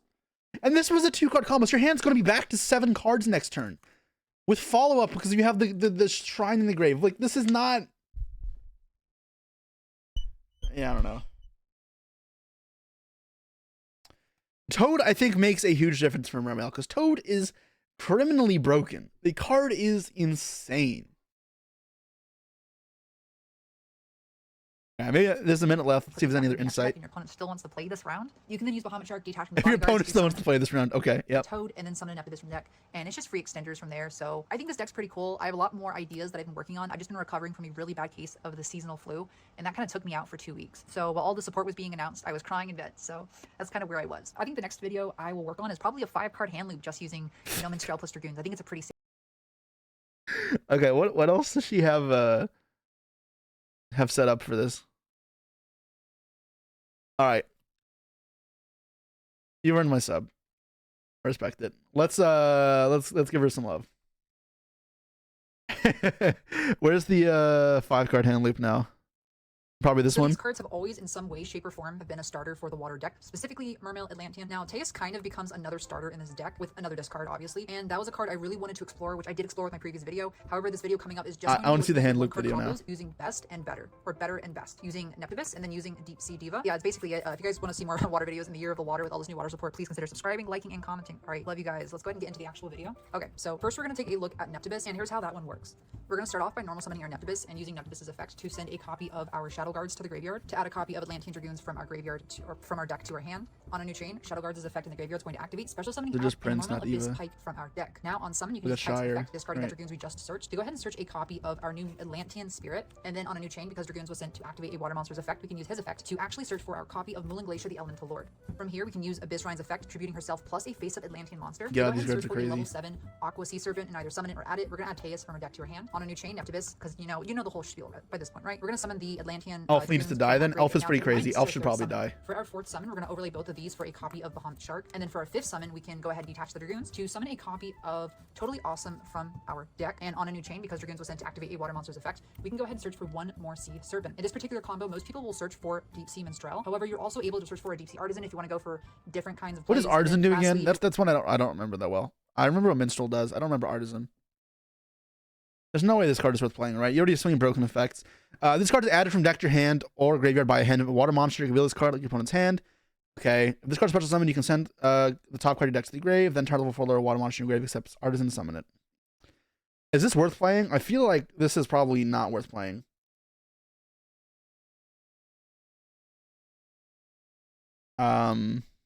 Yeah. You want to hand loop some people, you want to go for Mermail Abyss lead. Now, typically how most players play this combo, they decide they don't really want to go the lead route. They'd rather search Minstrel to make the level 10 synchros. Next from here, we can go ahead and Exceed summon on top of our Bahamut Shark, a wonderful card called Exceed's Armor Fortress. What this card does is really cool, is you can detach a material up to There's no way we're playing this stupid shark thing, right? I just don't want to play this break from my deck. Exceeds cards from your deck. Now, there's this new Exceeds card coming out in the new set, and that is Armored Shark. You may have seen a couple of these in other combos, but basically what he does is when he's on the field, you can send in a water Exceeds from your deck to the graveyard to revive a fish with the same level as that card's rank. So this is how many cards we have in hand, including the 4 that we started off with, and in total that puts us at 8 cards in our hand. Deep Sea Aria seems pretty bad, right? I feel like you have enough starters in this deck that you don't need to play Deep Sea Aria. Because it's not a starter. You need some setup. Yeah. I don't think I'm ever playing this card. A totally awesome on the 5th summon, and 5 waters in Grave. And we've already used all of their effects, and Dragoons is the only one we can continuously use, right? So what we do from here is go ahead and use Millen Glacia, summoning himself and taking 2 cards out of our opponent's hand. And then afterwards, we can use the Mermail Abyss Teus in our hands to go ahead and discard the Deep Sea Minstrel to summon himself, and then use the Teus to search for a Mermail Abyss gun from our deck, this card right here. And then after that, we can go ahead and link off the Armor Fortress plus the Mermail Abyss Teus into a copy of Coral Anemone, and then we can use Coral Anemone's effect here to revive the Shadow Bodyguards. Yeah, okay. And I take it back. Now that I read how broken the Revive 3 effect is of the rank 7, I understand why this is actually a good card on the field, because now this makes it 7. You make Gaios, make the new one, you make the new link 3, and then you revive 3. The effect is that when he's on the field, you can discard a card to turn all water monsters on your field into level 7s, thus making our Millen Glacia a level 7 for those who weren't aware. On a new chain, because Guns was discarded, we will summon back our Teus. Go ahead and put the Teus in the far zone, and then from here we can go ahead and Exceed summon using 2 level 7 monsters, by the way, Millen Glacia being a level 7 now, into a Mermail Abyss Gaios, and thus putting Millen Glacia in a state of suspended animation. You no longer lose your battle phase, which was his major drawback. And then we will subsequently link up once per turn into the Poseidra Abyss. From here, we can use Poseidra Abyss plus our Coral Anemone to link both of those off into Neptibus, the Royal Mermail, literally my favorite monster in the entire game. And the extra deck. Like, this card's so freaking cool. On a new chain, because this guy was linked off after being Exceed summoned successfully, you can go ahead and send this to the graveyard. You can discard it to target this, target the bodyguards. By the way, his effect doesn't target. I just say that sometimes. I'm factually incorrect. But you're gonna make sure you want to summon the Armored Shark and the Minstrel, and this is like the other combo we saw, right? This is the so same thing. I like him just as the other option. If you really like banishing shit, like especially using Abyss Rhine, so Ice Jade, level 4 water, and then you send to revive. You special summon a level 4 fish from your graveyard. In this case, it's going to be Mermail Abyss Pike. And while all this is happening, I did forget something. When you do link off that Exceeds monster, because you discarded a water monster for cost, you can use a Royal Mermail's effect to search your deck for a Abyss equipped spell card and equip it to himself or add it to your hand. These are your 2 options. If you're afraid of like a super polymerization, you go ahead and search for this, and then during your opponent's turn, you can search for this, or you can go for another Mizuchi once this card resolves. Like, you have a lot of options of reusing the exact same card, so this could become 2 negations. Yeah, I'd probably just hold on to the premature burial card, because if you draw it by itself, it's playable From still. here, we will overlay the level 3 plus the level 3, and go into an Exceeds card called La Virtue Dragon. I mentioned this in my previous video. It's a really cool card. All Mermail Atlantean players must play this card moving forward. Here's why. When he is summoned, he searches a copy of Virtue Stream from your deck. This card is a built-in Icarus attack with protection by banishing from the grave. By the way, it also triggers this guy, for those of you who are wondering, and it turns cards into waters. It's pretty cool. Next from here, we can go ahead and use that Equip Abyss card to target the Atlantean Dragoons that is in our graveyard and special summon him out. Now, before I do that, there's another target for him, and that target is Mermail Abyss Gaios. If you target the Gaios, you can use the Virtue Dragon's effect to detach a material to equip a material, thus giving your Gaios his blanket effect. However, we still have Totally Awesome, and I prefer playing Totally Awesome in this format, so we're definitely not going to revive the Gaios. We're going to revive the Atlantean Dragoons, and then overlay the Dragoons plus the Mermail Abyss Pike into another copy of Bahamut Shark. I mean, in reality, you're actually probably not going for Toad. You're going for a Dweller, right? Like, Dweller Toad seems so much better. Why would you need an Icarus attack if you handle it for 3? That's what I'm wondering, right? Because, like, so sometimes it's good to have these extra interruptions, because if you get hand trapped, you can divert into separate combo lines and on half boards. So definitely Dragon Link, Fiend Link, whatever. And that's what that type of thing matters for. But obviously, like, if this is only ever usable after you resolve the effect to revive 3, then I don't know how good it is. Now, the other problem that I've noticed with the revive 3 is the level 3s are kind of awkward. I'm wondering what you're supposed to do with the level 3s if you don't play this, because they're kind of just random bodies you can't do too much with. And I want to see what rank 3s exist, because I think you may be a little restricted, and I'm not sure if you need more. The deck seems weak to draw. Probably, yeah. I also think Dweller should definitely be here, but that card is obviously just insane. And then the card gets overlooked so much because it's not a straight up negate, but that card is it's Dweller. It's how much more do I have to say? That Bahamut Shark's effect, detaching the Dragoons to summon a total. Locked into water, yeah, I know. The Dragoons that we discarded to the graveyard to search for a infantry. I play 3-dimensional to draw. You guys have to stop looking at things in this sort of world where every deck is out to get you, and your deck has a weakness, therefore everyone must play it, because it's not how that works. Droll is not a good card right now. It is not playable. It could be in people's side decks moving forward, but I would not expect Droll to just be in people's decks. In fact, I'd argue most people won't have it in there. If you want a card post side to be Droll, you could just side Minstrel. Droll should not be in anyone's main decks unless this deck gets crazy popular. So I think like over preparing for Droll will kind of just be like don't worry about it. And if you need Minstrel, we can definitely I can definitely get behind siding it as a going first card to kind of ensure your victory. But I wouldn't be quick to just like force these into your deck. You don't think Droll will be good because the Azamina card search and Yubel? No, Droll's typically not that good. Both decks can play through it relatively easily. Because we're going to make another card that can discard the infantry, so you get an additional disruption. Or you can search the Megalo, and if you happen to open any other water cards, you can use his effect, discarding like the Dragoons we're going to put back in our hand in a second, and another water card, to be able to search for that Mizuchi, so you can have a Mizuchi plus the equip spell during your turn, and then during your opponent's turn, if you use the Mizuchi, you can use his effect to re-equip it, or a Kraken from the deck. So I'm sorry if this is getting really confusing. There's a lot of stuff going on. My apologies. We're going to add the infantry here. And then after this, we can use the Virtue Dragon's effect, detaching a material, to target any Aqua Sea Serpent fish, Sea Serpent Aqua fish. I like the way that sounds. You can add a Dragoons, you can add a Gaios, you can add one of these. There's so many options. After this, we can link off the Bahamut Shark plus the Virtue Dragon and go into a copy of Murmel of Distillation. And this is what our field looks like. It's pretty cool. So we've got 1, 2, 3, 4 cards in our hand that we started with, and then 3 additional cards that we did not start with, but we ended with. And then of course, when you end your turn, you can go ahead and use that equip spell's second effect. This is Murmel. Well, no. This card's name is Abyss Sting of Triana, and its effect is when it's in the graveyard, you can banish it. Shuffle back 3. To do the same, target 3 Super Aqua Fishes, and do that put next them turn, back in though. your deck. And my favorite targets for this are Abyss Gaios, Poseidra Abyss, and one of our Bahamut Sharks. That way we have a bunch of going second options if our opponent hasn't given up yet. And by the way, we still have our battle phase. And then of course, as you're resolving your cards, you can use one of your toads to put back a toad. That way you still have access to a bunch of more plays going second. So the Diva combo is largely the same, but let me go ahead and explain about what makes it different and separates it from the one card Neptibus combos. Some people have been saying to cut the Diva, it's not needed. No, do not listen to them. The Diva is very much still important for consistency reasons. And also, at any point in the game, if you resolve Minstrel before you normal summon and are able to look at your opponent's hand, go the Diva route. It's just better. Okay, with that out of the way. Okay, this is our starting hand, 4 spells and a Diva. We're gonna normal summon that copy. Here's how it plays Diva, into and Nib, because the other ones are kind of worse, right? Summon out that Minstrel. No, we're not. But this might be we're worse. gonna go Neptibus. We're gonna go boring, right? Best girl, best boy, match made in heaven. Now I just need my secret rares, please. Anyways, we're gonna use Neptibus's effect to send a copy of Shadowguard. I'm not even gonna narrate this, it's the exact same, but I will stop at certain points though. We're gonna use his effect to summon out the Pike from our deck. Use Pike, discard the Dragoons to go ahead and search for the Abyss Rhine. Dragoons' effect is gonna head and search for that copy of Mooling Glacia. Beautiful. Next we use the Rhine tributing the Prince to go ahead and add a copy of Teus from our deck to our hand. Use Neptibus's So effect special. it's Prince, special this, then tribute special Dragoons is 1, 2, 1, 2, 3, 4 Bahamut, 5 Toad. This would be 6 because of Diva though. Dragoons. Now keep in mind, this is very important. Bahamut Shark is our 5th summon here, meaning your opponent wants to nib, they can nib, you hurt, but if you open Arya, then like, you've got another combo you can still do. It doesn't You probably want hurt hand that traps and stuff. Yeah, this deck would not be playable if you couldn't play engine or non-engine. Because I think every deck right now needs to play non-engine, otherwise you just can't compete in this metagame. Still, maybe I'm wrong, but yeah. Doesn't hurt that bad. Another option though is, worth mentioning, is you can make a Synchro for 10 into Lancia, and then when your opponent does, Nibiru you, when this card gets sent to the graveyard, you can go ahead and summon out that copy of Trishula that you've been sitting on, and then boom, they lost another card and their Nibiru token, or whatever the fuck, and you still have a token to play with. Like, there's options in this deck, yo. Anyways, that is incredibly besides the point, I apologize. Okay, from here, we're just gonna overlay both of the Pike and the Dragoons for a copy of Bahamut Shark, and use Bahamut Shark's effect, detaching a copy of Dragoons, to summon a copy of Toad, and then we're gonna use Dragoons' effect on a new chain to search for a copy of Murmel Abyss Lead. This is where this combo differs. We hand loop for another card. It's gorgeous. Next, we can Xyz summon the Bahamut Shark into a copy of Xyz Armor Fortress, a lovely little lad, to detach another card to search for, you guessed it, Armored Shark. We have a beautiful 1, 2, 3, 4, 5, 6, 7, 8 cards in hand, and a beautiful 1, 2, 3, 4, 5 water cards engraved. So yeah, we'll take the Mooling Glacia. Let's just drop it to this zone right here. Take 2 cards out of our opponent's hand, and then use the Murmel Abyss Teus that is in our hand to summon it to the far zone over. There we go. I fixed it. Shire figured it out. It just took her a second. Anyways, we're gonna discard the lead to summon the Teus, and then use the Teus to search for a copy of Gun. Then we can link off the Fortress plus the Teus to go into a copy of Coral Anemone. Yeah, so it seems to be a pretty common trend is you coral into this, and then you make things 7, and then you go into Poseidra. Special summon out our copy of Murmel Abyss Lead. These guys are all level 7s. Remember,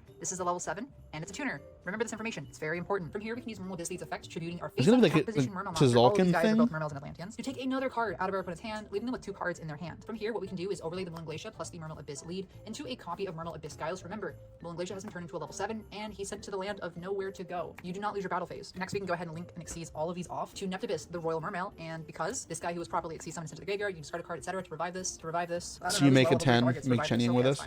And because we did a water monster for hand to grave for cost, you can use the Royal Mermail's effect to either search for a Mizuchi or the Revival and add them to your hand. Again, if you're scared of Super Poly, if you're scared of Dark Ruler No More, if you're scared of Forbidden Droplets, you can just go ahead and search this. Like, this isn't mandatory unless you want the second Toad. And of course, you can always search Abyss Megalo to search for the other one. You do you. We're searching this one. Next from here, we can go ahead and Synchro Summon off using our Diva plus our Abyss Rhyme, my two favorite girls in the entire deck. Remember, she's a level 7 tuner. To Synchro Summon the Ice Jade, Gimmer, Adrian, and then we can use Armored Shark's effect here to go ahead and send a Bahamut Shark from our active deck to the grave to special summon out that copy of Pike from our grave. Next, we can go ahead and Exceed Summon the Armored Shark plus the Mermail Body Shoddy Guards into Lavirtue, use Lavirtue's effect to go ahead and search for a Virtue Stream. Next, we go ahead and use that Equip spell to revive a copy of Atlantean Dragoons. Perfect. And then go ahead and overlay both of these for a Bahamut Shark, and then use the Bahamut Shark's effect, detaching the Dragoons to summon a really awesome, and then use that Dragoons' effect to search for an Atlantean Heavy Infantry. Next, we can use the Virtue Dragon's effect, detaching a material to add the Dragoons back from our grave to our hand, and then finally end the combo by linking both of our Xyzes off. So what does this card do again? Abyssalatia? It's been a while. This seems very good though. This is not the hand rip 5. Hand rip 5 is probably just troll though. You don't actually need to do hand rip 5. What does Latia do again? Opponent's turn, you can send a card in hand to the grave, add a Mermail from next to your hand. Okay, so let's trigger Atlanteans. If this card in its owner's possession destroyed by opponent's attack a card effect and the water from your deck to the graveyard. Is infantry once per turn? It's not, right? Where is it? I don't remember. Do you play multiple? Do you play multiple infantry even? I'm not sure. I think you might be able to play multiple infantry. I'm not 100%. But yeah, I think this is cool. Obviously, you get to do multiple infantries. I think like you can definitely get this to be a little more consolidated, because like the end field definitely feels overkill. Tidal can dump Night Sword to make Bahamut more. Tidal. It's a card I've not heard in a long time. The card's at 2 now, right? There's no way you play this card, right? Like,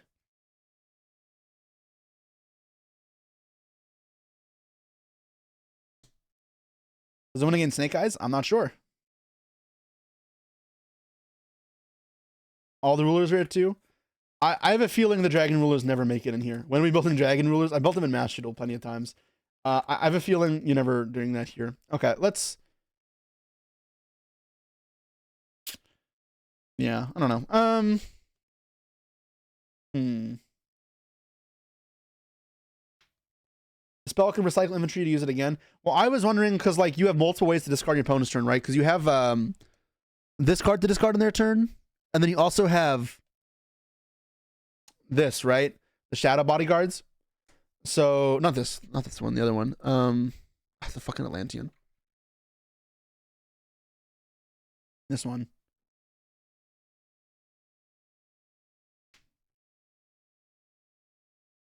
Tribute this card, and then yeah.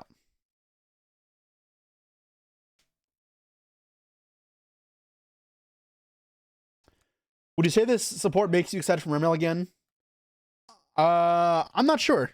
So far I am. I may hate it when I'm done with it, but I'd like to at least explore it. The Nephthibus one, I was keen to kind of mess around with as well, but obviously, like, I want to give it some more thought before I have a decision. Like, I think my plan is going to be on my own time, because okay, my biggest problem is when I lab stuff, I like to have a bit of an idea what I'm looking for before I start going in to the stream, because I'm not the best at thinking out loud for when I'm building decks. I kind of just sit there in silence. I don't know how enjoyable it is for you guys, so I like to have at least some sort of base. So when I go into the Mermail deck, like actually start building it, I'll have already a skeleton built and I'll go over with you guys, but I don't want to just do it without just raw on stream, because I have a feeling it must be boring. It's just not how I think, and it's not going to be good otherwise. What's on screen? Don't worry about it. This is a draft list.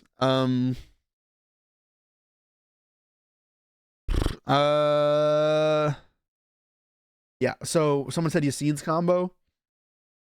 All right. It's like Yassine 656 or something. Mermail.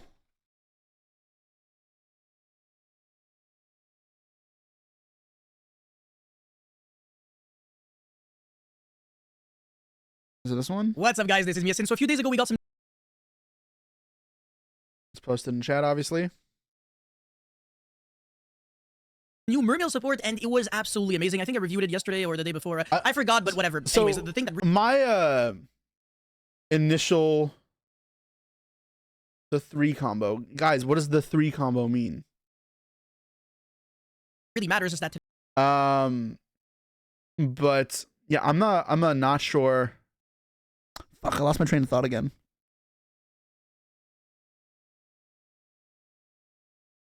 I'm not sure if Coelacanth is worth it. It's more bricks in the deck, and the deck seems powerful enough without it. Today I'm bringing you guys my combo video and deck profile, and it's gonna be a lot of combos in this one, but it's gonna be even more in my spreadsheet video that I will be, of course, giving. Did you see the Celestial news? I don't play Celestials, so no.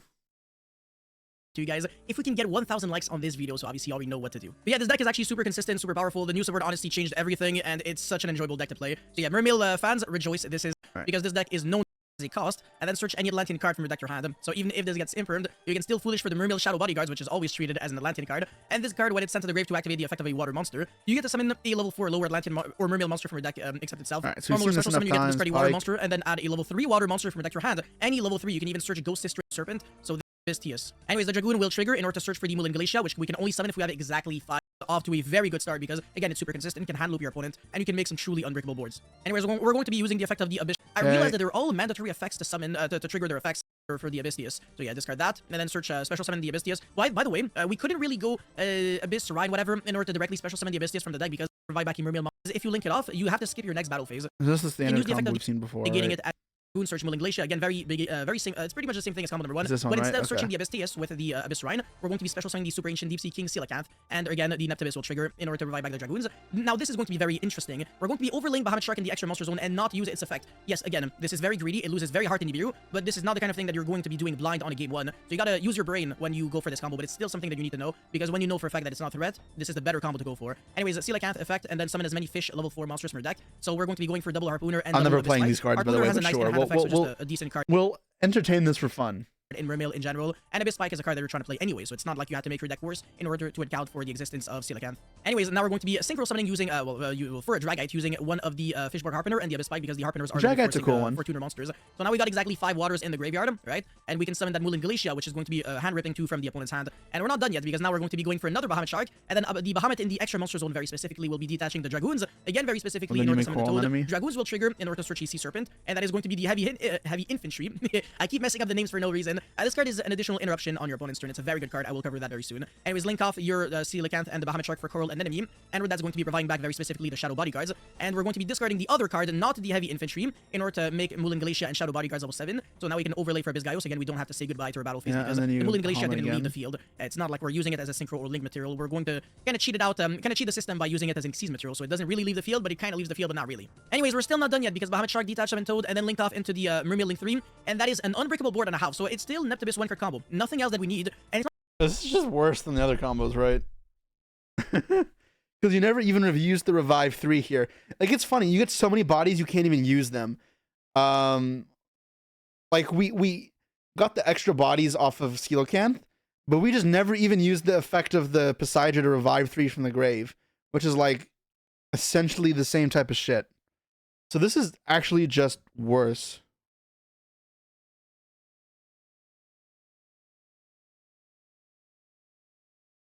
All right, we don't... Sure. Okay. This is Cope. He posted how to puppet FTK before balanced recently. Sure.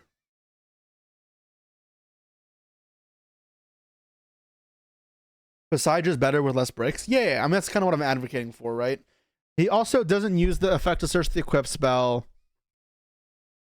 You know, Shire's combos are better. For sure. Mess around with minimal bricks.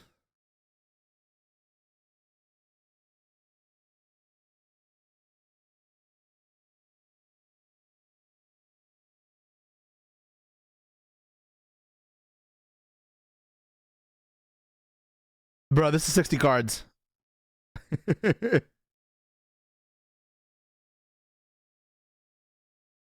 I think this is OD. 60 cards is crazy.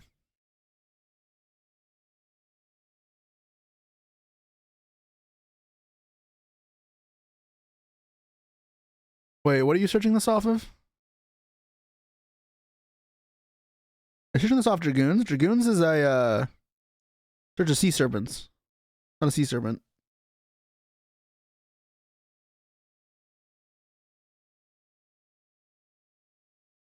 Right? That's what happened? Yeah, this is not it.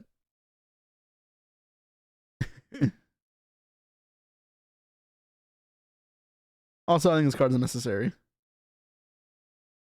A minimal breaks with maximum cheating. All right, guys, chill. Don't freak out too much when somebody wants to share with the class. Let them explore. Yeah, this is not. I don't think this is good though. All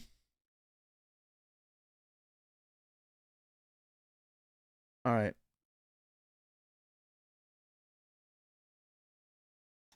Okay, so I need to think about what the best way of building this deck is going to be. Unfortunately, this is going to be an outfit for the stream, guys.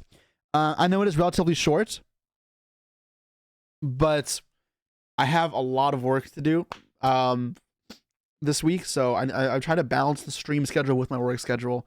I know during August I barely streamed at all because I was taking priority for Master Duel Worlds, and I'm obviously happy I did so, but yeah, I want to make sure you guys still get content.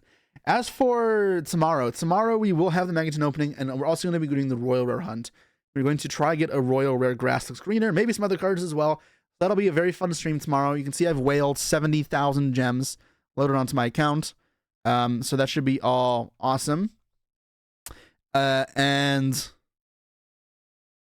then we'll also have Megaton opening, Megaton cases.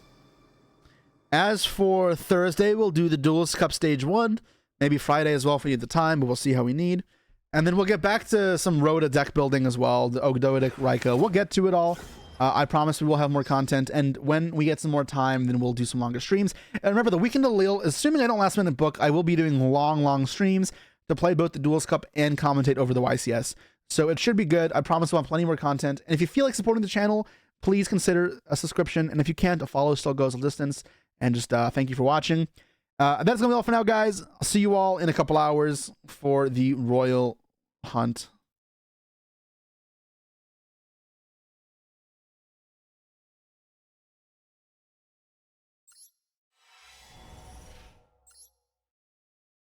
What the fuck?